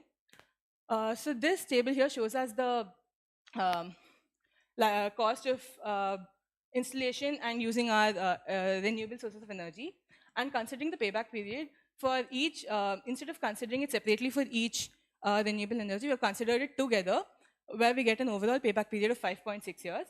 And since we're the total amount of energy we're generating is more than the energy consumption, it helps us to reduce the payback period, because after 1 year, since the excess energy will be sent back to the grid. To conclude, our community resilience shelter is a space which offers social and social space for the villagers, which fosters a sense of belonging and connection among the residents of the village. And to conclude, we are achieving an EPI of 27 kilowatt hour per meter square, reducing the embodied carbon by 58.2%. And thank you. Thank you, team. You all did a great job. Let's hear the jury comments and take questions from them. So firstly, I would like to congratulate you on your sighting. It's very sensitively chosen, and it's a live situation. There are floods, there are cyclones. Now, having said that, one question that I had, and I'd also put this in our feedback, is that you are locating it in such a way that visually, at least, the temple is getting blocked. And I don't know whether you've had the chance to get feedback from the community, but often communities can be quite sensitive about these matters. That was one. And second is, I know it's coastal Tamil Nadu, but the association of a fish market with the temple, because sometimes decisions like this can also cause a lot of issues with your solution. So there are 2 points that I would like you to reflect on. And second is that while doing all this analysis for whether it is solar PV, windmills, your opening sizes, but also opening details, have you looked at the kind of wind speeds that this area faces? So, when we did the site visit to our place, we are right now it's an open ground where people generally gather, and since there's a temple, there's a lot of activities which take place. So when we asked the people if a building like a multi-purpose hall or something will be provided, if they'll be interested to use it, they said that they'll be happy to, because other than the even though they get good wind from the seashore, it's still a hot place. And they said that provided they get a good view or access to the temple from everywhere, it's easier for them. And even around our side, other than the main road which is there on the left, it's accessible from all the other sides, because there are roads which is leading to the temple. And coming to the question about the fish markets near the temple, when we visited, we found that there are a lot of temporary structures present in the side where they are selling fishes, which is right in front of the temple. So that will not be an issue. And as for the wind speed, during the regular time, it doesn't exceed more than 6 meters per second. But during the disasters like cyclones, it increases. But during that time, we'll be providing stable bolts and other measures, so that all of it can be bolted, and so that there's no other damage which occurs. Since you're saying that you haven't designed for high wind speed situations.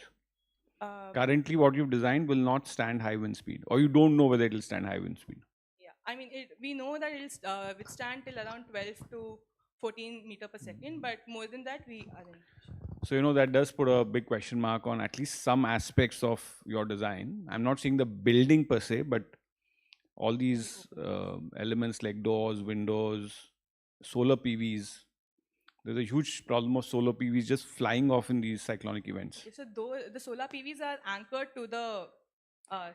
No, of course they are anchored, but unless you don't really go into the details and show how you've addressed it, a normal anchoring doesn't necessarily hold in a solar event. And windmills, of course, are even more sensitive to high-speed wind events. So I have more comments, but I'm going to pass it on to the other jury members.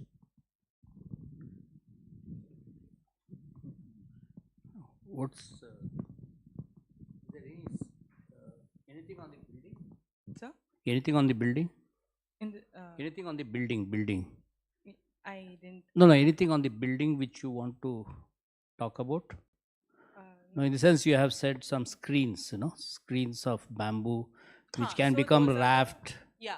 So inside our building, instead of having built walls to create, so we mentioned that we'll be having a small post office, a small finance bank, a medical facility, and a grocery store, and small functions which cater to the community. Instead of using built walls, we are using these bamboo partitions, which can be changed as per necessity. And during the time of disasters, these can be changed, like the sizes of the rooms can be changed according to the necessity of the people. What is the material used for the building? So the building, the columns and beams we are using RCC. Is standard but- RCC. Yeah, but for the walls we are using agrocrete. It is a plant-based material which has a negative carbon value. Nothing else. Yeah. Yeah, I have a few questions. First, I'll start with the materials part. One of the primary requirements of a resilient shelter that during these extreme climate events, it should be intact for people to come in. So what Piyush said right now about solar panels and especially windmills, which are very, very sensitive, they might just blow off, one thing. Second thing, even the window shutters, they don't seem strong enough to, for the wind speeds that you will see there. Even for a normal wind speed, it's a single pivot, right? Don't think it'll hold. So that's something that you do need to consider quite carefully, right? You also mentioned biomimicry. So where did biomimicry come in? So my biomimicry is, we have agrocrete, as we have not taken the agriculture waste as it is. We have modified it based on the need of the structure, and then we have used it in the structure. I understand agricrete, and is that what you mentioned? You Yes, mean biomimicry means something completely different, and I don't think agricrete falls under what the definition of biomimicry. Do check it. Okay? Yes. Don't use words unnecessarily. Third thing is thermal comfort. You have shown me a graph, a psychometric chart, but there's no, and you've shown some integration, but I do see that you have high glare and high glare, right? And you're saying you'll use low E glass. And low E glass in a naturally ventilated building, when the windows are open, how does low E glass help? Ma'am, so that glass is used only for the skylight in that one particular courtyard. What about I see a lot of glare from the windows also. So since the windows we mentioned are pivoted and lured, we can change the angle of the window and adjust the lures according to the direction of sunlight to adjust the heat glare into the building. Okay, all right. But is your daylight, when you run daylight calculations, these need to be run along with those shading devices, not independent of them, right? Low E glass is something which is for a place like this. If that breaks in a cyclone, will they replace it with another low E glass? No, right? So be careful about using materials that are high spec like that, which are very difficult to come by in small pieces. Okay. And then you said 95 liters per person per day of water use during normal times. People are not going to be living there, right, during normal times. So that is the maximum which we have considered during the entire time. So we mentioned that since there's a temple, so there are these yearly or bi-yearly festivals which are run for the temple, and a lot of people will come to that fair. So when they stay, so this shelter also provides them a place for those people to stay and refresh themselves. So at that time, this will be the requirement. But so yeah, we have considered the maximum value which might be needed for the one person. So you'll have to do a much more better calculation, saying that what is the normal time usage, what is time usage during times of need, during times of a disaster, and then during these kind of festive events when there are people coming and using it as a chowdhury or whatever. Okay. So you do need to do that, you do need to get that understanding. And one thing we didn't sort of understand is how many people can this accommodate? How many people can this place accommodate? When you consider both the first and second floor together, we can have 500 people permanently over there, and we can also accommodate 350 people who just move around the place. Okay, that's during times of disaster. Yes, during times of So disaster. this 2 lakh liter of tanks that you're talking about, how many days can it hold? Can it provide for in times of a disaster? Ma'am, so the autonomy for that building is 4 days. But 4 days. this value is the annually stored water. Okay. So then coming back to comfort and natural ventilation calculations, showing that psychometry and not showing how you're achieving the comfort using an energy calculation or a thermal model, I think you should show it. Okay. You should use, I don't know whether you've done a thermal model. We've done the... Have you done an energy model? We did it, ma'am, but the values were... we couldn't exactly understand the whole energy module as such, but we did run a... But you could not get through with it and you could Yes. not, okay, all right, fair enough. Okay. Yeah, and coming to finally the embodied energy, you said red oxide floor and it has very low or negative, but red oxide floor has to be put on a concrete slab, right? So how can the whole embodied carbon of the floor become negative just by using a red oxide coating on it? It's not used as a tile or something. It's just plastered. We understand that, but you're talking about the embodied energy of a floor, not just the surface finish of the floor. It's actually surface finish of the No, floor. no, The when we floor talk- is made of concrete or proper concrete. So the definition of a floor here is the complete floor, not the surface finish. You understand? Yes. Okay. So you be careful with these numbers. Yes. How did you, if you were not able to get through with the energy calculations, how did you arrive at the EPI? So the EPI calculations were done based on the standards which were provided in SP41, and for the... SP41 doesn't give you EPI calculations. It gives you shading calculations and things like that, but not EPI. Okay. No? So, yeah. The energy calculations were done, but the simulations were...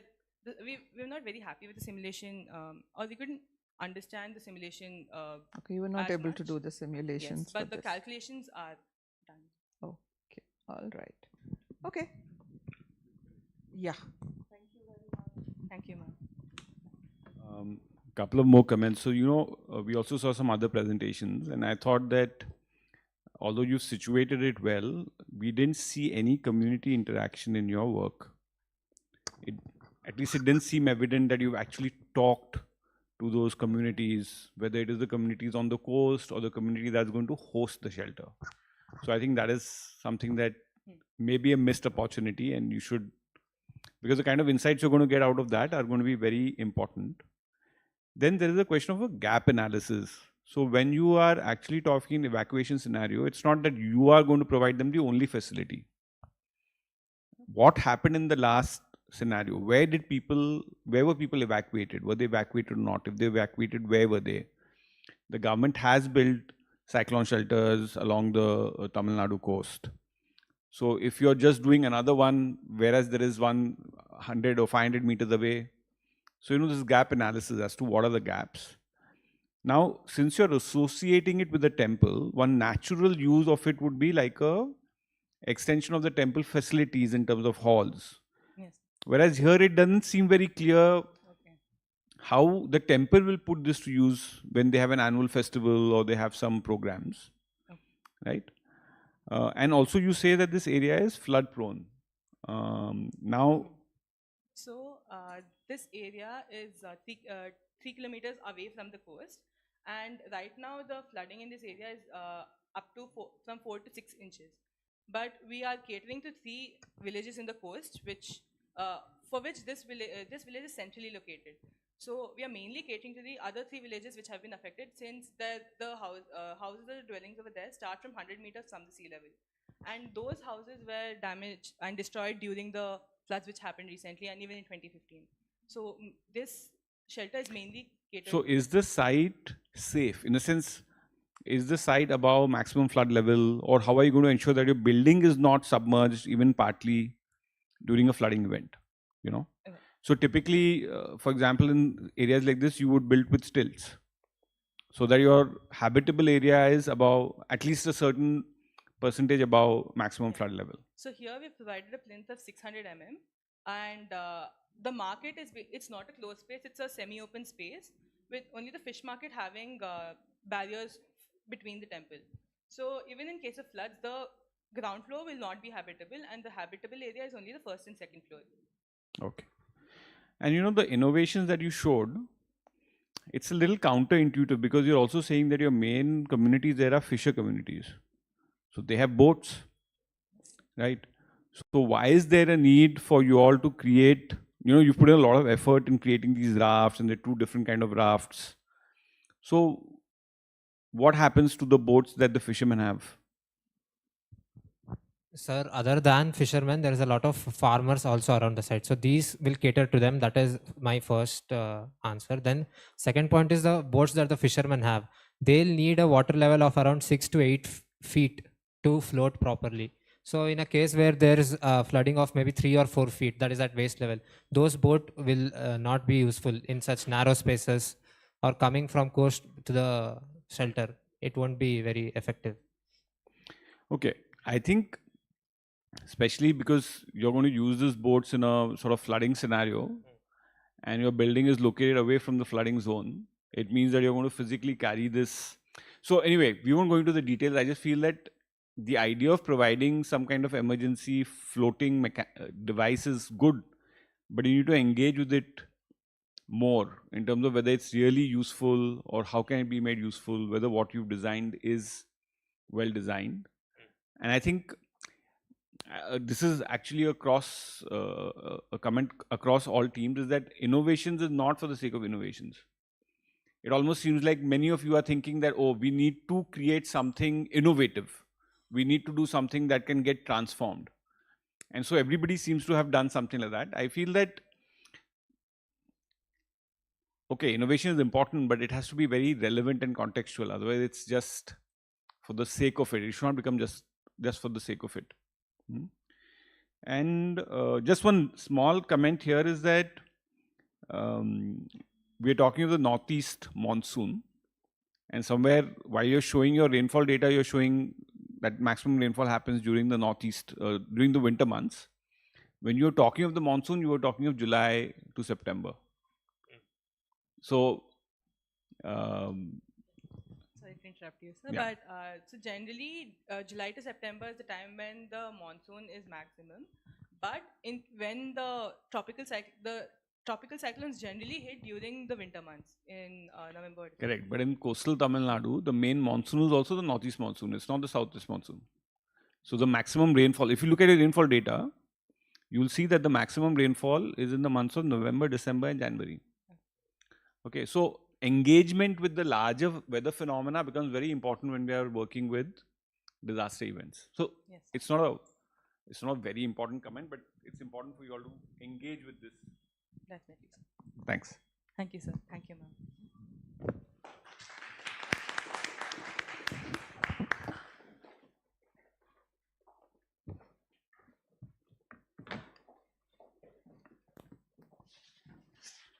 Thank you, jury members. Thank you, Team Niravu. Let's take 2 minutes and get ready for the next presentation.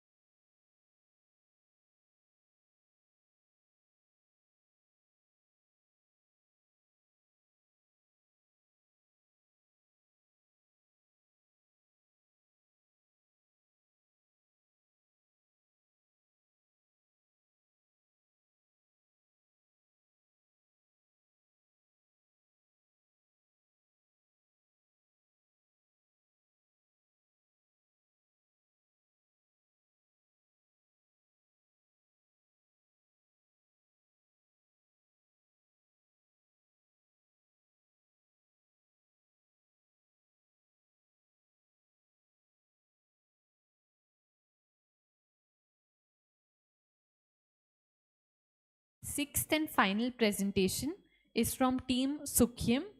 They have worked on a project called Adrika, situated in a village in Sikkim.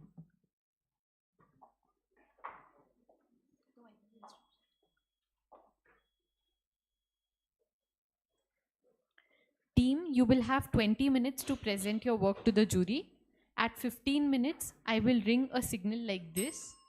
You won't have a 21st minute, which means at 20 minutes, I will have to stop you and you will have to end your presentation. After that, we will have 10 minutes for the Q&A session. Please keep your answers direct and to the point. All right, team, all the best. The stage is yours. Your time starts now. Hello. Very delightful good afternoon to the jury members, facilitators, and all the fellow presenters. My name is Dikshant Singh from the team Sukhyam, and I have fellow presenters as Mustaqim Alam, Aliza Masood, and Swekrulu Nakru. So, coming back to the our presentation, for the site, our site is located in the village of Pachikhani near the Pakyong Airport in the east part of Sikkim. When we talk about the accessibility, the site is at a distance of 17 kilometers from the nearest airport, 9 kilometers from the nearest hospital, and nearest bridge on the main road lies at around 18 kilometers. This accessibility becomes very important because even if one of these facets gets disrupted due to any disaster, the site goes into isolation. So it becomes very important and imperative to provide a community resilience shelter which can be self-sufficient and can cater to the needs of the nearby villagers. The site area or the total site area has been provided as 10,000 meters square with the FAR of 0.75 and the ground coverage of 40%. The proposed estimate that we are providing is 3,600 meters square. In terms of the vulnerabilities that the site caters to, we all are familiar with the heavy floods and the rainfall that occurred in the Sikkim in the October last year. And we all know the kind of disruption to the life and property that was occurred. So that is why we are proposing the community resilience shelter in this particular site.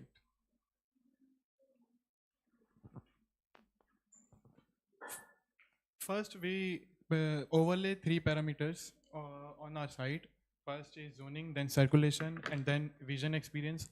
In the zoning, we separate 2 zones, public and private, separated by a transitioning zone. In circulation, due to the universal access, we placed pathways and ramps along to the parallel to the contours of the terrain. And then in the vision experience, we try to have essence of the vernacular architecture of the Sikkim. So we staggered all the spaces along to the contour. And then after resulting, overlaying these 3 parameters, the resulting is to make in a transitioning space, which is OAT, open amphitheater. We make an open amphitheater in the middle of the site, which can lead to the any space of the site. So it's a space which gives a direction to the whole site. And then we first analyze the slope of the site. So we find first we find a gentle slope of the site, and then we give it volume, and then we add one more story over it, and then we cut these volumes in such a manner to make so we can make structure that are not disturbing the natural terrain of the contour site, and then we add roofs to the structures. After that, we introduce feature design spaces, interior and the exterior to the design. So, like we add movable panels to the spaces so that we can have duality of the spaces, and then we have broader lobbies which can be used at the time of disaster, which can be used as the shelter, and then we add. We use partition wall temporary with the temporary material rather than make it permanent. And in the exterior, we introduce funnel shaped shading devices on the pathways, which also harvest the rainwater. With our conversations that we had with the project partner, as he is a visionary, he wanted to create a resilient shelter that not only works in the time of disaster, but we wanted to create something that can foster the employment and economy of the nearby village. So the focus on the vernacular came from the fact that we wanted something that the people can relate to and can get a sense of belonging. Uh, when we come to the engineering and operations, through our analysis and thermal comfort analysis, we encountered that we really did not needed any cooling to be provided in the site, but rather we needed to provide heating mechanics and artificial ventilation. Due to the heavy rainfall and the humidity of Sikkim, we went away with two systems. The ERB system that works on the principle which exchanges the stale air in the indoors with the fresh air from the outside. It works on the principle of heat exchanger core. Second, we for the colder months, we went with the PCM system working, that is phase change mechanics, which similarly works with the ERV system, but with the facilitation of providing heating mechanics in the winters. Apart from that, with the native techniques, we went with slope modification, which work with the natural vegetation that works with the plants and trees that have fibrous root system, so that it does not let the soil to erode away. Secondly, we went with the technique of soil nailing, where we anchor the soil with long nails facilitated by chicken wire mesh or any other type of material. For the retention walls, we wanted to create something different from the normal unique weep holes. So we went with perforated pipes that let the water seep through and channelize it into the rainwater harvesting system. We went with wall systems like Lepcha wall, Adobe Trombe wall, and other, which will come. The rainwater harvesting funnels are very lightweight as they are made up of bamboo and tensile fabric. So and we design it in the three standardized sizes, so that it ensure that they are covering every inch of the pathways, not wasting any water which is coming to the pathway. And then the community interaction space which we introduce movable panel there, because community interaction space is the space which requires a bigger space. So we introduce this panel. When these panels are open, the space is become a single unit. After, when it's not needed unoccasionally, then these panels can be closed, and the one separate space can be further divided into three and used in the separate manner. And we introduce benches which can be convertible into the sleeping pods. These sleeping pods we introduce because in our whole complex there are lot of seating required, whether it is cafe area, skill development area, whether it is a community interaction space, or any healthcare facility which we have. So we standardize all the seating spaces and make it a bench which is work as the sleeping pod. After converting it, it's not we can say that it's not only the sleeping pod, it works also as a survival kit, as it contains blanket and blankets and the medicine first aid facilities and the food facility for in the dry state. And we add pavilions to the our OAT, because OAT space of our design is a crucial space. It connects all the spaces within the design, and all the activities are happen here all the activities which are happening here which can be they are disturbed because of the rain. So we introduce these panels with these covering part pavilions, which can be movable at the time of rain, so space can be covered and activities can be carried on in the rain time also.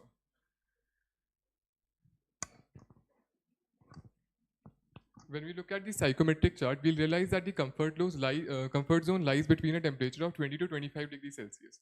So when we look at the annual mean temperature that varies monthly, we'll encounter that the highest temperature goes to the 22 degrees Celsius and the lowest goes to 16 degrees Celsius, which proves that we did not really require any cooling, just the heating systems.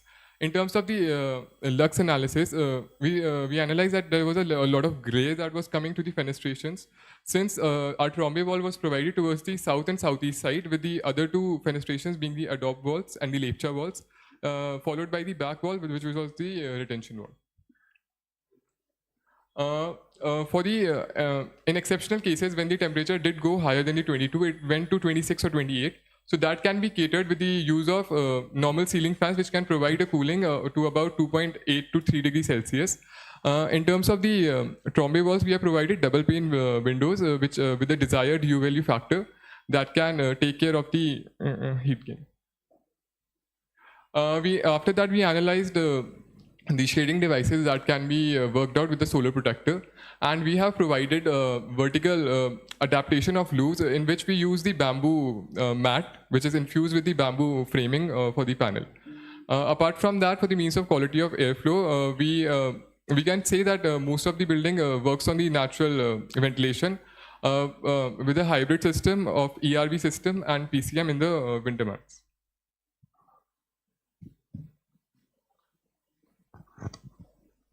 So with an annual consumption of 98140 kilowatt hour per square meter per year, we have used techniques like solar energy, hydropower plants, and biomass to integrate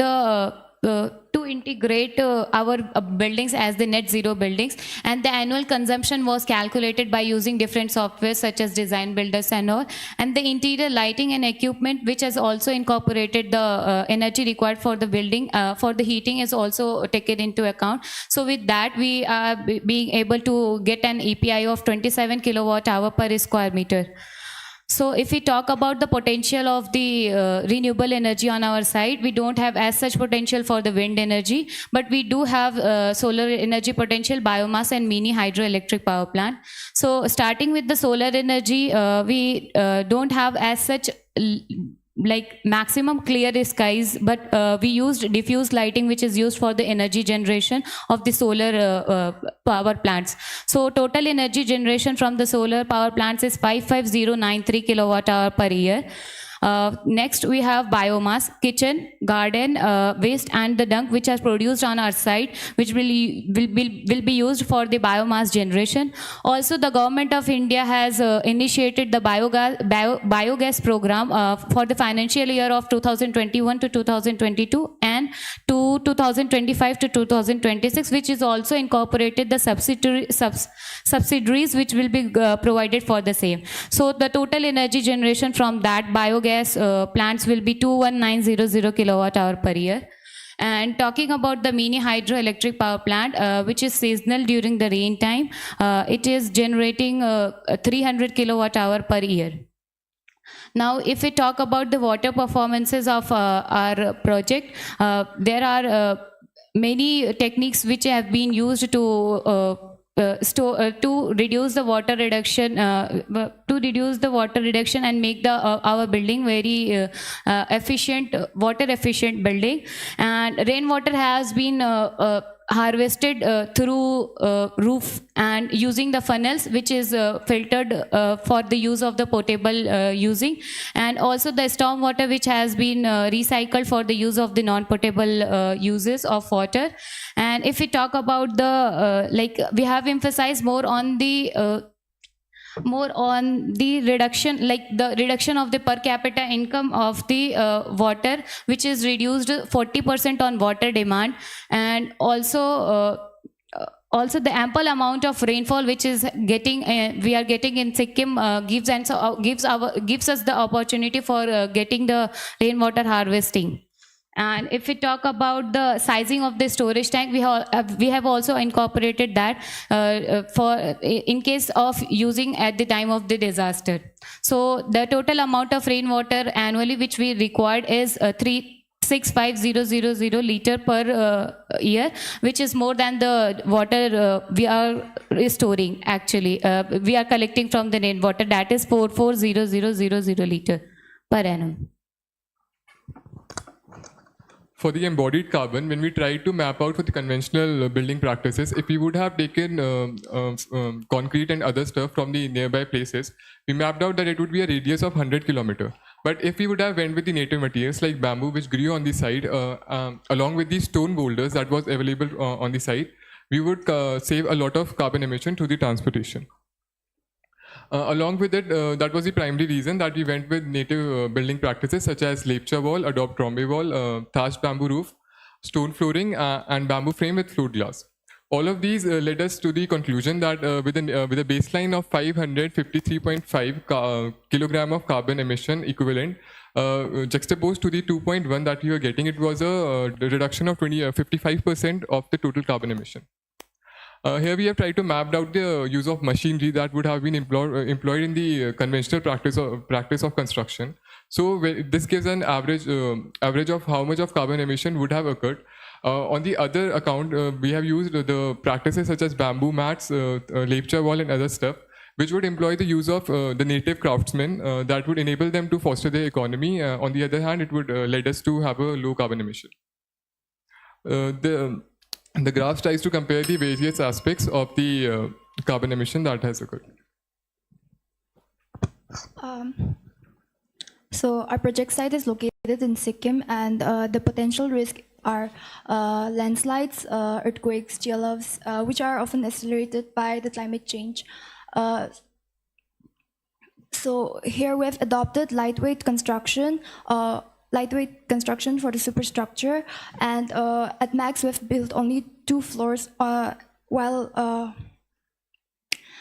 for our open areas and pathways we have used permeable surfaces for pavers. During times of disaster, we often see that roads, bridges, and other connections are disrupted. So supply of food, water, and power are disrupted. So we propose 2 stone silos to store about 2,000 kilograms of food.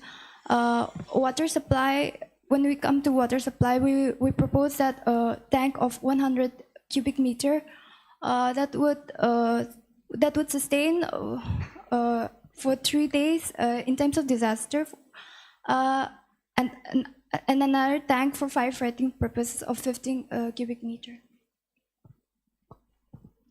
If we talk about the affordability of our project, so we have compared the baseline. Taking that reference, we have made a cost breakdown for the project using the proposed cost breakdown. It seems that it have like a similar kind of cost for the project as the baseline and the proposed breakdown. So talking about the cost reduction, we have reduced in the water section, like using efficient fixtures, we are reducing our water demand, and using electrical appliances which are reducing our energy demand by using energy efficient appliances, and by using solar panels we are having our savings also per annum. But accordingly, like we have these are costlier materials, but using that we are at the end using the generation demand at the end of the day. Our project would offer the community space for community interaction, skill development, as well as healthcare facilities, with the aim of self-sustenance throughout the course of the project's runtime. We focus on 1, rainwater harvesting systems, which would ensure the availability of clean water. 2, the spaces are designed flexibly to function during normal times as well as in times of need. And 3, use of low carbon footprint materials such as bamboo, mud, etc. With low operating costs and maintenance costs, Adrika ensures long-term sustainability and affordability. At last, Adrika by Sukyam is a testament to the harmony of nature and natural resources with the interaction of technology. Thank you.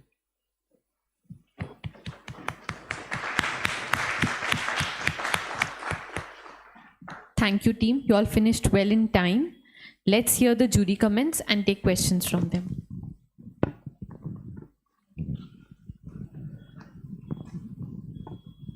Talk about the building. We have structure, we have substructure which is made up on the RCC concrete retaining wall. because we don't introduce any another foundation for the, because we have retaining wall. We are making the, we are trying to get the retaining wall act as the foundation wall in itself, because that's why we have choose the weep holes of the with the system of weep holes, and the superstructure is due to its having less weight, so the whole terrain of the site is not disturbing, so not so much, so we choose this method. But it is not explained, no? That's the whole system. Yeah. Yes. It's not worked on. It's not worked with information or details. We have added it in the report, but we didn't add it in the presentation.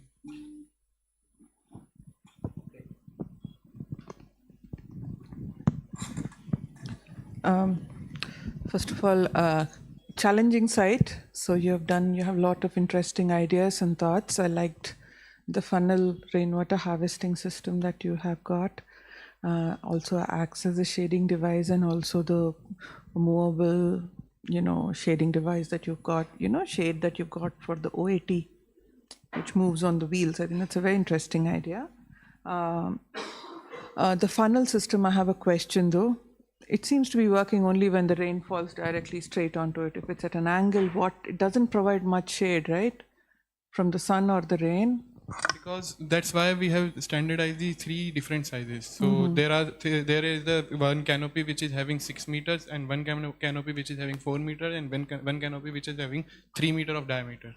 So they'll be placed together, all 3 together. That's the idea. It's it's stacked around. Is that what you mean? Okay, all right. Then that makes sense. That wasn't explained very clearly. In your imagery, you only showed one kind going, like a one after the other. Then there is a couple of questions I have regarding the system that you've used. You said you need heating. Yeah. At the same time, your windows seem not, the windows that you have suggested in the shading devices are integrated as panels. Yeah. How will they seal when it has to be heated? Have you thought about how, because during the heating time, these need to be well sealed so that there is no infiltration, to minimize infiltration. So the maximum, the maximum build structure, like the 80% of it is as ground floor. The only 2 blocks that sit at the upper floor are not, are also like half of it is at ground floor of the upper contour, and half of it is sitting at the roof of the lower building. Yeah. So at the entire ground floor level, we have trombe walls on the south facade, so which are sealed as it is. But the upper 2 blocks, they'll be having the louvre system, but you can turn them around and you can seal it up. Yeah, but it's not easy to seal something like what you have shown. It's not. So there will be a lot of infiltration during heating season, so which doesn't make it a very efficient building. So whatever you have calculated for heating energy is not going to be enough, right? There's going to be a lot. Have you done an energy calculation? Have you done a proper energy model? Because it's very systems focused. Yeah. How have you managed to achieve an EPI of 27? We worked on the design builder, but because our design was not like a conventional project, so our walls, like glass walls and other trombe walls, were not getting registered as what we. No, but there are ways to do it. Yeah, if you haven't managed to complete it, then fine, I agreed. Okay, you were not able to complete it. That's why your comfort calculations are not also shown as, you haven't seen. I don't think you've done your thermal comfort analysis. We did it through the psychometric charts, and that's not thermal comfort analysis. That's just arriving at various strategies. After that, you integrate them into design and you do a thermal comfort analysis using the energy model, right? So you haven't managed to get that far, as I understand. Is that right? Yeah. Okay. All right. How many days of autonomy are you looking for, and what are you looking at? How many days of autonomy do you think it requires? You said 250 people. Yeah. How many days do 250 people have to be accommodated during times of a disaster when it is required? Around 3 days. Okay. And is it how are you providing the energy to be for the building to be self-sustaining, and the water? Yeah. So as per the solar power, we won't get sufficient solar energy as per our calculation. So we went with mini hydro, and biomass, because we also had like animal husbandry and other stuff from which we can use the organic matter for biomass. And the tidal, because we had a sheet flow on the site, so we channelize it into channels, and those channels will be used to run the mini hydro systems. That's fine, but during times of disaster, when there is none of this might be available, how do you propose to sustain? We have provided like storage for the energy so that it can run for around a week. Okay, that detail is not there. Have you done those calculations of how much it needs to be? We have provided in the report. You've said an inverter in the report. An inverter is not a storage device, right? Please get that. I think that part of understanding what a storage device is and how you do storage of energy. And for water also, there's no clear-cut calculations of how much water you're storing and how many people it will sustain for how many days, right? That detail needs to be clarified. Okay. So one thing I feel here is that the community is missing. I don't see any community in your presentation. I didn't really see it in your report either.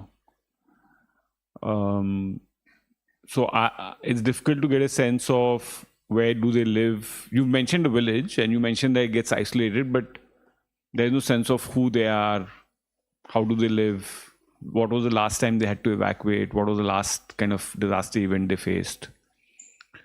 So it doesn't seem like there is a integration of the community with your project as of now. That's one. Second is, like other jury members have mentioned, what is the project in terms of what is your building design, what is its layout. So I thought you started in an interesting way where you talked of using the contours to create your pathways for mobility and then trying to locate the buildings such that you're able to take advantage of minimizing cutting and filling. But after that, you haven't spoken at all about the building layout or how you work the sections, how you are going to deal with a site which is in zone 5 of earthquakes, high landslide risk. So it seems like it's a very conceptual presentation. Your report seems to have more details in the presentation today. So I'm not sure what you all were thinking or why you all removed all the building layouts that you had, sections that you had. A couple of small things. So one is I like the idea of Trombe wall, Lepcha wall, but again they just seem like 0.1, 0.2, 0.3. How they are integrated, how they are used is not clear, at least in this presentation. I also like the idea that you're looking at different potential energy sources and saying, okay, maybe X doesn't work, Y works during a certain season. So this is a good idea because you're not just relying on one energy source, but again, it also means that you have to engage with them more. You have to be able to explain better how they'll work. So if you take the case of, say, hydropower, you're probably looking at a pico hydel power plant. And if you're looking at channelizing water, which is surface water, there's a good chance that there's going to be a lot of debris in it, a lot of sand, grasses, other things. And those also create problems for hydro. So you may not, in this project at this stage, go into all the details and try and design a pico-hydel power plant, but you have to try and engage with that because otherwise your concept doesn't go very far. It starts getting stalled. And while I thought that your funnels were interesting, you're also saying that you are actually having excess rainwater, right? So why go through all this thing of designing funnels, then 3 different sizes, then how the water will be collected, how it will be filtered, because anyway you have excess water. So wouldn't you just do these simpler things, which is like the rooftop? So, again, here I feel that innovation, but why? Yeah, I think these are my key points.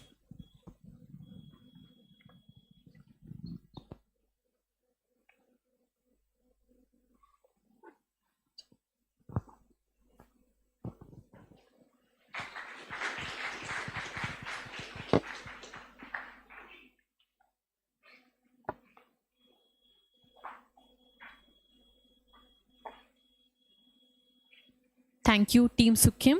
Thank you, jury members. Folks, that was the last presentation in the Community Resilience Shelter Division. Our esteemed jury panel has also shown immense dedication for assessing these entries. I want to thank the jury members for the thoughtful assessment and the comments. I would like to congratulate all the finalists.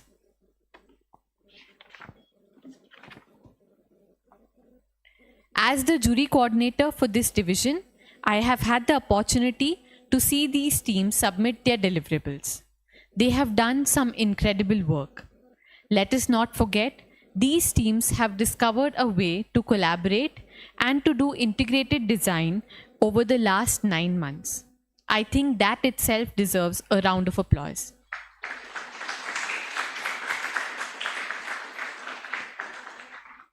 This evening, the jury members will meet and decide the winner and runner-ups. Who will it be? While we wait in anticipation, don't forget to head out to the YouTube channel to vote for the favorite movie. We have extended the deadline for voting till 5 p.m. today. We have an exhibition called the Climate Smart Innovation Exhibition, where you will get to see innovative building products from the industry that address climate change. The exhibition is now open for you all. Please proceed to the multiplex zone, which is about 5 minutes from here. And for the people who are online, stay tuned to our channel. At 6 p.m., watch the 10 exhibitors pitch their products to bid the win for the Climate Smart Innovation Award. Till then, have a great evening. Thank you.